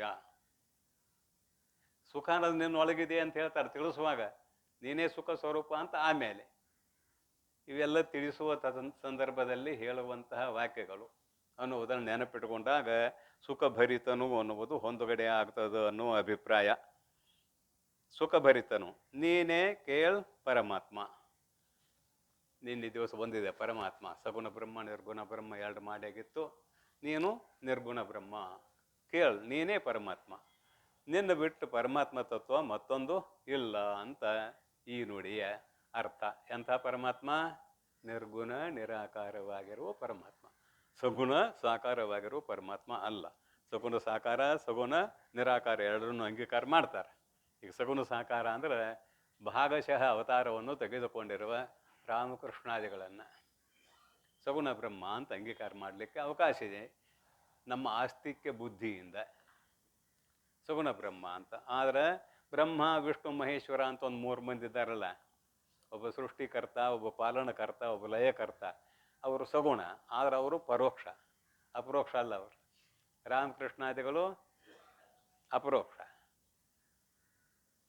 ನಮ್ಮ ಭಾರತೀಯರ ಭಾವನೆಗೆ ಅನುಗುಣವಾಗಿ ಹೊಂದುಗಡೆಯಾಗುವಂಥ ವ್ಯಾಖ್ಯಾನ ಇವು. ಅಲ್ಲಂತೂ ಪರೋಕ್ಷ ಅವರು 3 ಮಂದಿ. ಇದು ಸಗುಣದಲ್ಲಿ ಆಯಿತು. ಆದರೆ ಇದೇನು ಉಪಾಧಿಯಿಂದ ಗ್ರಸ್ತವಾದಾಗ ಸಗುಣ ಬ್ರಹ್ಮ. ಉಪಾಧಿ ಇಲ್ಲ ಅಂದರೆ ಕೇವಲ ನಿರ್ಗುಣ ಬ್ರಹ್ಮ. ನೀನು ನಿರುಪಾಧಿಕನು ಅನ್ನುವ ಮಾತು ಈ ನುಡಿಯಲ್ಲಿ ಬರೆಸಿದ್ದಾರೆ. ಆದ್ದರಿಂದ ನಿನ್ನ ಸ್ವರೂಪ ಎಂಥದ್ದು ಅಂದರೆ ಕೇವಲ ನೀನು ಅಖಂಡ ಚೈತನ್ಯ, ನಿನ್ನಲ್ಲಿ ಮರೆವೆಗೆ ಅವಕಾಶವೇ ಇಲ್ಲ ಅನ್ನೋದು ಅನ್ವಯ ಆಗ್ತಿರ್ತದೆ. ಅದು ಮುಂದಿನ ನುಡಿ ನೋಡ್ರಿ ಏನು ಹೇಳ್ತದೆ ಅಂತ ಕೇಳಿದರೆ,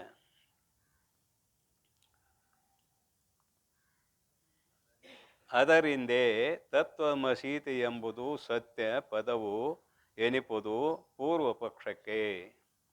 ಪುದಿದು ನೀನು ಆನು ಎಂಬುದು ಉಂಟೆ ಪರೀಕ್ಷಿಸೆ ಪದಪಿಂದೆ ವಾಕ್ಯಾರ್ಥ ಬೋಧಕ್ಕೆ. ಅದರಿಂದೇ ಅಂತ ಒಂದು ಶಬ್ದ ಹಾಕ್ಯಾರ್ರಿ ಇಲ್ಲೇ ಆರಂಭದಲ್ಲಿ. ತತ್ ತ್ವಂ ಅಸಿ ಇತಿ, ಅಸಿ ಇತಿ ಎಂಬುದು ಸತ್ಯ ಪದವು ಎನಿಪುದು ಪೂರ್ವ ಪಕ್ಷಕ್ಕೆ. ಪೂರ್ವ ಪಕ್ಷಕ್ಕೆ ಇಲ್ಲಿ ಪೂರ್ವ ಪಕ್ಷ ಅಂತ ಒಂದು ತಗೊಂಡಿದ್ದಾರೆ ನಿಜಗೊಂಡ್ರು. ಪೂರ್ವ ಪಕ್ಷ ಯಾರು ಅಂದ್ರೆ ದ್ವೈತಿಗಳು. ಮೊದಲು ಚರ್ಚೆ ಮಾಡಿದ್ದೇವೆ. ದ್ವೈತಿಗಳು ಅದ್ವೈತಿಗಳು ಎರಡು ಇಟ್ಕೊಂಡು, ಅದ್ವೈತಿಗಳನ್ನು ಬಿಟ್ಟು ಉಳಿದವರೆಲ್ಲರೂ ದ್ವೈತಿಗಳೇ. ಅದ್ರಾಗ ಶೂನ್ಯವಾದ ಅಂತ ಒಂದಷ್ಟು ಅದಾವ, ಅದನ್ನು ಬಿಟ್ಟಿದ್ದೇವೆ, ಅವ್ರನ್ನ ಹೊರಗೆ ಹಾಕಿದ್ದೇವೆ. ಅದ್ವೈತಿಗಳನ್ನು ಬಿಟ್ಟು ಉಳಿದವರೆಲ್ಲರೂ ಜಗತ್ತು ಸತ್ಯ ಅನ್ನೋರು ಅಂತ ಇಷ್ಟೇ ಅಭಿಪ್ರಾಯ. ದ್ವೈತಿಗಳಂದ್ರೆ ಏನೂ ಇಲ್ಲ. ನೀನೇ ಪರಮಾತ್ಮ ಅಂತ ಹೇಳುವುದು ಅಷ್ಟು ಯೋಗ್ಯ ಅಲ್ಲ. ಯಾರಂತಾರು? ದ್ವೈತಿಗಳು. ಈ ಜಗತ್ತು ಸತ್ಯ ಎಂದು ತಿಳಿದುಕೊಂಡಿರುವ ದ್ವೈತಿಗಳು ನೀನೇ ಪರಮಾತ್ಮ ಅಂತ ಹೇಳುವುದು ಯೋಗ್ಯ ಅಲ್ಲ. ಶರೀರಕ್ಕೆ ನೀನೇ ಪರಮಾತ್ಮ ಅಂದಾರು, ಏನು ಸೂಕ್ಷ್ಮ ಶರೀರಕ್ಕೆ ನೀನೇ ಪರಮಾತ್ಮ ಅಂದಾರೋ, ಅಂದರೆ ಶರೀರವನ್ನು ಇಟ್ಕೊಂಡು ನೀನೇ ಪರಮಾತ್ಮ ಅಂದಾರೋ, ಸೂಕ್ಷ್ಮ ಶರೀರವನ್ನು ಇಟ್ಕೊಂಡು ನೀನೇ ಪರಮಾತ್ಮ ಅಂದಾರೋ, ಅಥವಾ ಒಳಗಿರುವ ಪ್ರತ್ಯೇಗಾತ್ಮ ಚೈತನ್ಯವನ್ನು ಇಟ್ಟುಕೊಂಡು ನೀನೇ ಪರಮಾತ್ಮ ಅಂದಾರೋ ಅಂತ ವಿಚಾರ ಮಾಡೋದಿಲ್ಲ ಅವರು ದ್ವೈತಿಗಳು. ನೀನೇ ಪರಮಾತ್ಮ, ಅವರಿಗೆ ಉತ್ತರ ಕೊಡಬೇಕು. ಪರಮಾತ್ಮ ತತ್ವ ಒಂದೇ ಸತ್ಯ, ಪರಮಾತ್ಮ ತತ್ವಕ್ಕಿಂತ ಭಿನ್ನವಾದದ್ದು ಯಾವುದೂ ಇಲ್ಲ ಅಂತ ಅವರಿಗೆ ಉತ್ತರ ಕೊಡಬೇಕು. ಅದಕ್ಕೆ ಇಲ್ಲಿ ತತ್ವಮಸಿ ಮಹಾವಾಕ್ಯವನ್ನು ತಂದಾರೆ ನೋಡ್ರಿ. ಅದರಿಂದ ಅಂದರೆ ಪೂರ್ವ ಪಕ್ಷಿಗಳು ಪರಮಾತ್ಮ ಒಬ್ಬನು ಸತ್ಯ ಅನ್ನೋದು ಅಲ್ಲ ಅಂತ ಒಂದು ಅಭಿಪ್ರಾಯ ಇಲ್ಲಿ. ಆಮೇಲೆ ನಿನ್ನ ಸ್ವರೂಪ ಪರಮಾತ್ಮ ತತ್ವ ಅಂತ ಹೇಳಿದ್ದಕ್ಕೆ ಪ್ರಮಾಣ ಏನು ಅಂತ ಕೇಳಿದ್ರೆ ತತ್ವಮಸಿ ಮಹಾವಾಕ್ಯ ಪ್ರಮಾಣ. ಅದರ ಜೊತೆಗೆ ಯುಕ್ತಿ ಅನುಭವ ಇವೆಲ್ಲ ಬೇಕಾಗ್ತಾವೆ. ನೋಡೋಣ ಯುಕ್ತಿ ಅನುಭವಾದಿಗಳನ್ನು ಮುಂದೆ ನೋಡೋಣ ಅಂತ. ಅದರಿಂದ ತತ್ವಮಸೀತಿ ಎಂಬುದು ತತ್ವಂ ಅಸಿ ಇತಿ ಎಂಬುದು ಸತ್ಯ ಪದವು. ಈ ತತ್ವಮಸಿ ಮಹಾವಾಕ್ಯ ಏನು ಹೇಳ್ತದೆ ಅಂದ್ರೆ ಆತ್ಮತತ್ವವು ಸತ್ಯ ಪದವು, ಸದ್ರೂಪವು, ತ್ರಿಕಾಲಾಬಾಧಿತವಾದ ಸದ್ರೂಪವು ಆತ್ಮತತ್ವವು. ತ್ರಿಕಾಲಾಬಾಧಿತ ಬಗ್ಗೆ ಸಾಕಷ್ಟು ಕೇಳ್ಕೊಂಡು ಬಂದಿದ್ದೇವೆ. ಈಗ ತ್ರಿಕಾಲಾಬಾಧಿತವಾದ ಸದ್ರೂಪವು ಏನಿಪ್ಪುದು ಪೂರ್ವ ಪಕ್ಷಕ್ಕೆ ಅಂದರೆ ದ್ವೈತಿಗಳಿಗೆ ತತ್ವಮಸಿ ಮಹಾವಾಕ್ಯ ಪ್ರಮಾಣವನ್ನು ಕೊಟ್ಟು ಆತ್ಮತತ್ವವನ್ನು ತಿಳಿಸಿದಾಗ ಅದ್ವೈತವು ಒಂದೇ ಯಥಾರ್ಥ, ಇನ್ನು ಉಳಿದದ್ದು ಅಯಥಾರ್ಥ ಅನ್ನುವುದು ಗೊತ್ತಾಗ್ತದೆ. ಪುದಿದು ಇನ್ನೇನಾಗಿದೆ ಅಂತ ಕೇಳಿದ್ರೆ ಈ ದ್ವೈತ ಅದ್ವೈತ ಎಲ್ಲ ಯಾಕೆ ಉಳಿದವ ಅಂದ್ರೆ ಸಂಸ್ಕಾರಕ್ಕೆ ಅನುಗುಣವಾಗಿ ಅದು ಅವ್ರಿಗೆ ಅದೇ ಖರೆ ಆಗಿರ್ತದೆ. ದ್ವೈತಿಗಳಿಗೆ ಸಂಸ್ಕಾರಕ್ಕೆ ಅನುಗುಣವಾಗಿ ಅದು ಎಷ್ಟು ಹೇಳಿದರೂ ಕೂಡ ಅದು ಹೋಗೋದಿಲ್ಲ. ಸ್ವಭಾವೋ ದುರತಿಕ್ರಮ ಅಂತ ಹೇಳಿದಾಗೆ ನಾವು ದ್ವೈತಿಗಳೇ ಅಂತ ಮುಂದುವರಿತಾರೆ ಅವರು, ಅದ್ವೈತಿಗಳಂತ ಮುಂದುವರಿಯೋದಿಲ್ಲ. ಅದ್ವೈತಿಗಳಂತೂ ಒಪ್ಪಿಕೊಂಡಿದ್ರೆ ಈ ಎಲ್ಲ ಶಾಸ್ತ್ರ ಉಳಿತಿರಲಿಲ್ಲ. ಮತ್ತು ಇಷ್ಟು ಶಾಸ್ತ್ರ ಯಾಕೆ ಉಳಿದವು? ನಿರ್ದುಷ್ಟವಾದ ಶಾಸ್ತ್ರ ಒಂದಾರು ಇರಬೇಕಲ್ಲ. ಮತ್ತು ಅದ್ವೈತ ಸಿದ್ಧಾಂತ ಅತ್ಯಂತ ನಿರ್ದುಷ್ಟ ಅಂತ ಆಗಿದ್ರೆ ಎಲ್ಲರೂ ಬುದ್ಧಿಶಕ್ತಿಗಳವರು ಒಪ್ಕೋಬೇಕಾಗಿತ್ತಲ್ಲ. ದ್ವೈತವನ್ನು ಯಾಕೆ ಒಪ್ಕೊಂಡ್ರೆ ಅವರು ಅಂತ ಇಲ್ಲಿ ಸಂಶಯ ಬರ್ತತಿಲ್ಲ, ಬರ್ತದೆ. ಅದಕ್ಕೆ ಬ್ರಹ್ಮ ಒಂದು ಬಿಟ್ರೆ ಎಲ್ಲವೂ ದೋಷಪೂರಿತವೇ. ನಿರ್ದೋಷಂ ಹಿ ಸಮಂ ಬ್ರಹ್ಮ ತಸ್ಮಾತ್ ಬ್ರಹ್ಮಣಿ ತೇ ಸ್ಥಿತ ಗೀತೆ. ಬ್ರಹ್ಮ ಒಂದು ಬಿಟ್ಟು ಉಳಿದದ್ದೆಲ್ಲ ದೋಷ ಸಹಿತ. ಅನುಭವ ಅಮೃತಕಾರ ಹೇಳ್ತಾರೆ, ಬಾಯಿ ಮಾತು ಅಡಗದನಕ ಆತ್ಮತತ್ವದ ಸಾಕ್ಷಾತ್ಕಾರ ಇಲ್ಲ. ಏನು ಈ ಮಾತಿನ ಅರ್ಥ? ಬಾಯಿ ಮಾತು ಅಡಗದನಕ ಆತ್ಮತತ್ವದ ಸಾಕ್ಷಾತ್ಕಾರ ಇಲ್ಲ. ಬಾಯಿ ಮಾತು ಯಾವಾಗ ಅಡಗುತ್ತದೆ ಆವಾಗ ಆತ್ಮತತ್ವ ಸಾಕ್ಷಾತ್ಕಾರ. ಅಂದ್ರೆ ನೀ ಎಲ್ಲಿವರೆಗೆ ಬಾಯಿ ಬಿಡುತ್ತೆ ಅಲ್ಲಿವರೆಗೆ ಉಪಾಧಿ ಇದೆ ಅಂತ ಅಭಿಪ್ರಾಯ. ಅದನ್ನು ಪೂರ್ವದಲ್ಲಿ ಹೇಳಿದ್ದೀನಿ ನಾ, ಪಶುವಾದಿ ವಿಶ್ಚ ವಿಶೇಷಾತ್. ಭಗವತ್ಪಾದರು ಬರ್ತಾರೆ ಇದನ್ನು, ಬರೀ ಅನುಭವ ಅಮೃತಕಾರ ಅಂತ ಹೇಳೋದಿಲ್ಲ. ಶಾಸ್ತ್ರ ಹೇಳುವಾಗ ಅವಿದ್ಯಾ ಮುಂದೆ ಇಟ್ಕೊಂಡ್ರೆ ಶಾಸ್ತ್ರ ಹೇಳಕ್ಕೆ ಬರ್ತದೆ, ಇಲ್ದ್ರೆ ಬರೋದಿಲ್ಲ. ಯಾಕೆ? ಅದ್ವೈತ ಇದ್ರೆ ಶಾಸ್ತ್ರ ಯಾರಿಗೆ ಹೇಳ್ತೀನಿ? ಕೇಳವ ಇಲ್ಲ ಅಂದ್ರೆ ಹೇಳವ ಯಾರಿಗೆ ನೀನು? ಅಂದ್ರೆ ನಾವು ಇಲ್ಲೂ ಒಂದು ದೋಷ ಇದೆ. ಏನು ದೋಷ ಅಂದ್ರೆ ನಾವು ಅನಾದಿ 6 ಪದಾರ್ಥ ಒಪ್ಪಿದ್ದೇವೆ. ಅನಾದಿ ಅಂತ 6 ಪದಾರ್ಥ ಒಪ್ಪಿದ್ದೇವೆ. ಒಂದು ಬ್ರಹ್ಮ, ಒಂದು ಮಾಯಾ, ಅವೆರಡಕ್ಕೂ ಇರೋ ಒಂದು ಸಂಬಂಧ, ಜೀವಚೇತನ ಈಶ್ವರ ಚೇತನ, ಅವರಿಬ್ಬರ ಮಧ್ಯದಲ್ಲಿರುವ ಭೇದ.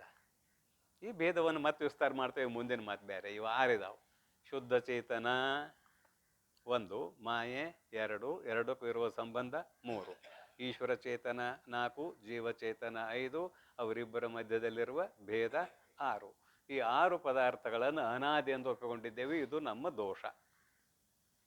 ಇನ್ನುಳಿದ ಶಾಸ್ತ್ರಗಳಲ್ಲಿ ಭಾಳ ದೋಷ ಇದಾವೆ. ಅದಕ್ಕಾಗಿ ಯಾವ ಶಾಸ್ತ್ರದಲ್ಲಿ ಕಡಿಮೆ ದೋಷ ಇದೆಯೋ ಅದನ್ನು ಅಂಗೀಕಾರ ಮಾಡ್ರಿ ಅಂತ ಶಾಸ್ತ್ರ ಹೇಳ್ತದೆ. ಈ ಶಂಕರ ಭಗವತ್ಪಾದರಿಗೂ ಇನ್ನುಳಿದವ್ರಿಗೂ ಒಂದಿಷ್ಟು ವ್ಯತ್ಯಾಸ ಇದೆ. ಅದೊಂದಿಷ್ಟು 2 ಮಾತು ಹೇಳ್ತೇನೆ. ಕೇವಲ ಅದ್ವೈತ ಗ್ರಂಥಗಳನ್ನಷ್ಟ ಓದ್ರಿ ಅಂತ ಅವ್ರು ಹೇಳಿಲ್ಲ. ಭಗವತ್ಪಾದರು ಎಲ್ಲ ಶಾಸ್ತ್ರಗಳನ್ನು ಅಧ್ಯಯನ ಮಾಡಿದರು. ಮೊದಲ 12ನೇ ವರ್ಷಕ್ಕೆ ಸರ್ವಶಾಸ್ತ್ರ ವಿತ್, 8ನೇ ವರ್ಷಕ್ಕೆ ಷಡಂಗ ಸಹಿತವಾಗಿರುವ 4 ವೇದಗಳ ಅಧ್ಯಯನ ಮಾಡಿದರು ಅವರು. 8ನೇ ವರ್ಷಕ್ಕೆ ಮುಗಿದವು. 4 ವೇದಗಳು ಕಂಠಸ್ಥಾಗಿ ಹೋಗ್ಯಾವ ಅವ್ರಿಗೆ. 12ನೇ ವರ್ಷಕ್ಕೆ ಎಲ್ಲ ಶಾಸ್ತ್ರಗಳನ್ನು ಓದಿರೋರು. ಬರೀ ಅದ್ವೈತ ಶಾಸ್ತ್ರ ಒಂದ ಓದಲಿಲ್ಲ. ಯಾಕಂದ್ರೆ ಪೂರ್ವ ಪಕ್ಷಿಗಳಾಗಿ ಬರ್ತಾರೆ ಅವರು. ಅವ್ರನ್ನ ನಾವು ಖಂಡಿಸಬೇಕಾಗ್ತದೆ. ಅದಕ್ಕಾಗಿ ಎಲ್ಲ ಶಾಸ್ತ್ರ ಓದಿರು. 16ನೇ ವರ್ಷಕ್ಕೆ ಭಾಷ್ಯ ಬರೆದರು. ಉಪನಿಷತ್ತುಗಳಿಗೆ, ಗೀತೆಗೆ, ಬ್ರಹ್ಮಸೂತ್ರ ಗ್ರಂಥಕ್ಕೆ ಭಾಷ್ಯ ಬರೆದ್ರು 16ನೇ ವಯಸ್ಸಿಗೆ. ಅದು ಆಮೇಲೆ ಭೂ ಸಂಚಾರ ಕೈಕೊಂಡ್ರು. ಮತ್ತೆ 16 ವರ್ಷ, 32ನೇ ವರ್ಷಕ್ಕೆ ಅವ್ರು ಶರೀರ ಹೋಯ್ತು. ಇಷ್ಟು ಅಲ್ಪ ಆಯುಷ್ಯದಲ್ಲಿ ಅವ್ರು ಕೊಟ್ಟದ್ದು ದೊಡ್ಡ ಕೊಡುಗೆ ನಮಗೆ. ಅದ್ವೈತ ಸಿದ್ಧಾಂತಕ್ಕೆ ಭಾಳ ದೊಡ್ಡ ಕೊಡುಗೆ ಕೊಟ್ಟಿದ್ದಾರೆ ಆ ಮಹಾನುಭಾವರು. ಅದಕ್ಕಾಗಿ ಎಲ್ಲ ಶಾಸ್ತ್ರಗಳನ್ನು ಓದಿದ ಒಂದು ಮಾತು ಹೇಳ್ತಾರೆ ಅವರು, ಕೇವಲ ಅದ್ವೈತ ಗ್ರಂಥಗಳನ್ನು ಓದಬೇಡ್ರಿ, ಎಲ್ಲ ಗ್ರಂಥಗಳನ್ನು ಓದ್ರಿ. ನಿಮ್ಮ ಅನುಭವಕ್ಕೆ ಯಾವುದು ಯೋಗ್ಯ ಅನ್ನಿಸ್ತದೋ ಅದನ್ನು ಸ್ವೀಕಾರ ಮಾಡ್ರಿ. ಸ್ವಾತಂತ್ರ್ಯ ಕೊಡ್ತಾರ ನಮ್ಮಲ್ಲಿ, ಅದ್ವೈತಗಳಲ್ಲಿ ಸ್ವಾತಂತ್ರ್ಯ ಕೊಡ್ತಾರ. ಆದ್ರೆ ಅವರು ಸ್ವಾತಂತ್ರ್ಯ ಕೊಡೋದಿಲ್ಲ. ನಮ್ಮ ಗ್ರಂಥ ಅಷ್ಟ ಓದ್ರಿ. ಅವ್ರ ಹೆಸರು ಹೇಳೋದು ಬೇಡ. ಆ ಮತವಾದಿಗಳು ಏನಂತಾರೆ, ನಮ್ಮ ಗ್ರಂಥ ಅಷ್ಟ ಓದ್ರಿ, ಬೇರೆ ಗ್ರಂಥಗಳು ಓದಕ್ಕೆ ಹೋಗ್ಬೇಡ್ರಿ, ತಲೆ ಕೆಡಿಸ್ತಾವು. ಆದರೆ ಭಗವತ್ಪಾದರು ಅಂತಾರೆ, ಎಲ್ಲವನ್ನು ಓದಿರಿ, ನಿಮ್ಮ ಅನುಭವಕ್ಕೆ ಯಾವುದು ಸಮೀಪ ಅದನ್ನು ಸ್ವೀಕಾರ ಮಾಡ್ರಿ. ಶ್ರುತಿ, ಯುಕ್ತಿ, ಅನುಭವ, ಈ 3ರಿಂದ ಆತ್ಮತತ್ವದ ಸಾಕ್ಷಾತ್ಕಾರ ಆಗ್ತದೆ ಅನ್ನುವುದನ್ನು ಭಗವತ್ಪಾದರು ಸಕಲ ಮುಮುಕ್ಷುಗಳಿಗೆ ಸ್ವಾತಂತ್ರ್ಯವನ್ನು ಕೊಡುತ್ತಾರೆ. ಈ ಸ್ವಾತಂತ್ರ್ಯವನ್ನು ಇನ್ನುಳಿದ ಯಾವ ಶಾಸ್ತ್ರಕಾರರು ನಿಮಗೆ ಕೊಡೋದಿಲ್ಲ ಅನ್ನುವುದನ್ನು ನೆನಪು ಮಾಡ್ತಾ, ಇಲ್ಲಿ ಈ ತತ್ವಮಸಿ ಮಹಾವಾಕ್ಯದ ವಿಚಾರದಲ್ಲಿ ಒಂದಿಷ್ಟು ವಿಚಾರ ಇದೆ. ಅದನ್ನು ನಾಳೆಯ ಪ್ರವಚನದಲ್ಲಿ ವಿಸ್ತಾರವಾಗಿ ತಿಳಿದುಕೊಳ್ಳೋಣವೆಂದು ಹಾರೈಸಿ ಇಂದಿನ ಪ್ರವಚನಕ್ಕೆ ವಿಶ್ರಾಂತಿ. ಓಂ ತತ್ಸತ್ ಪರಬ್ರಹ್ಮಣೇ ನಮಃ.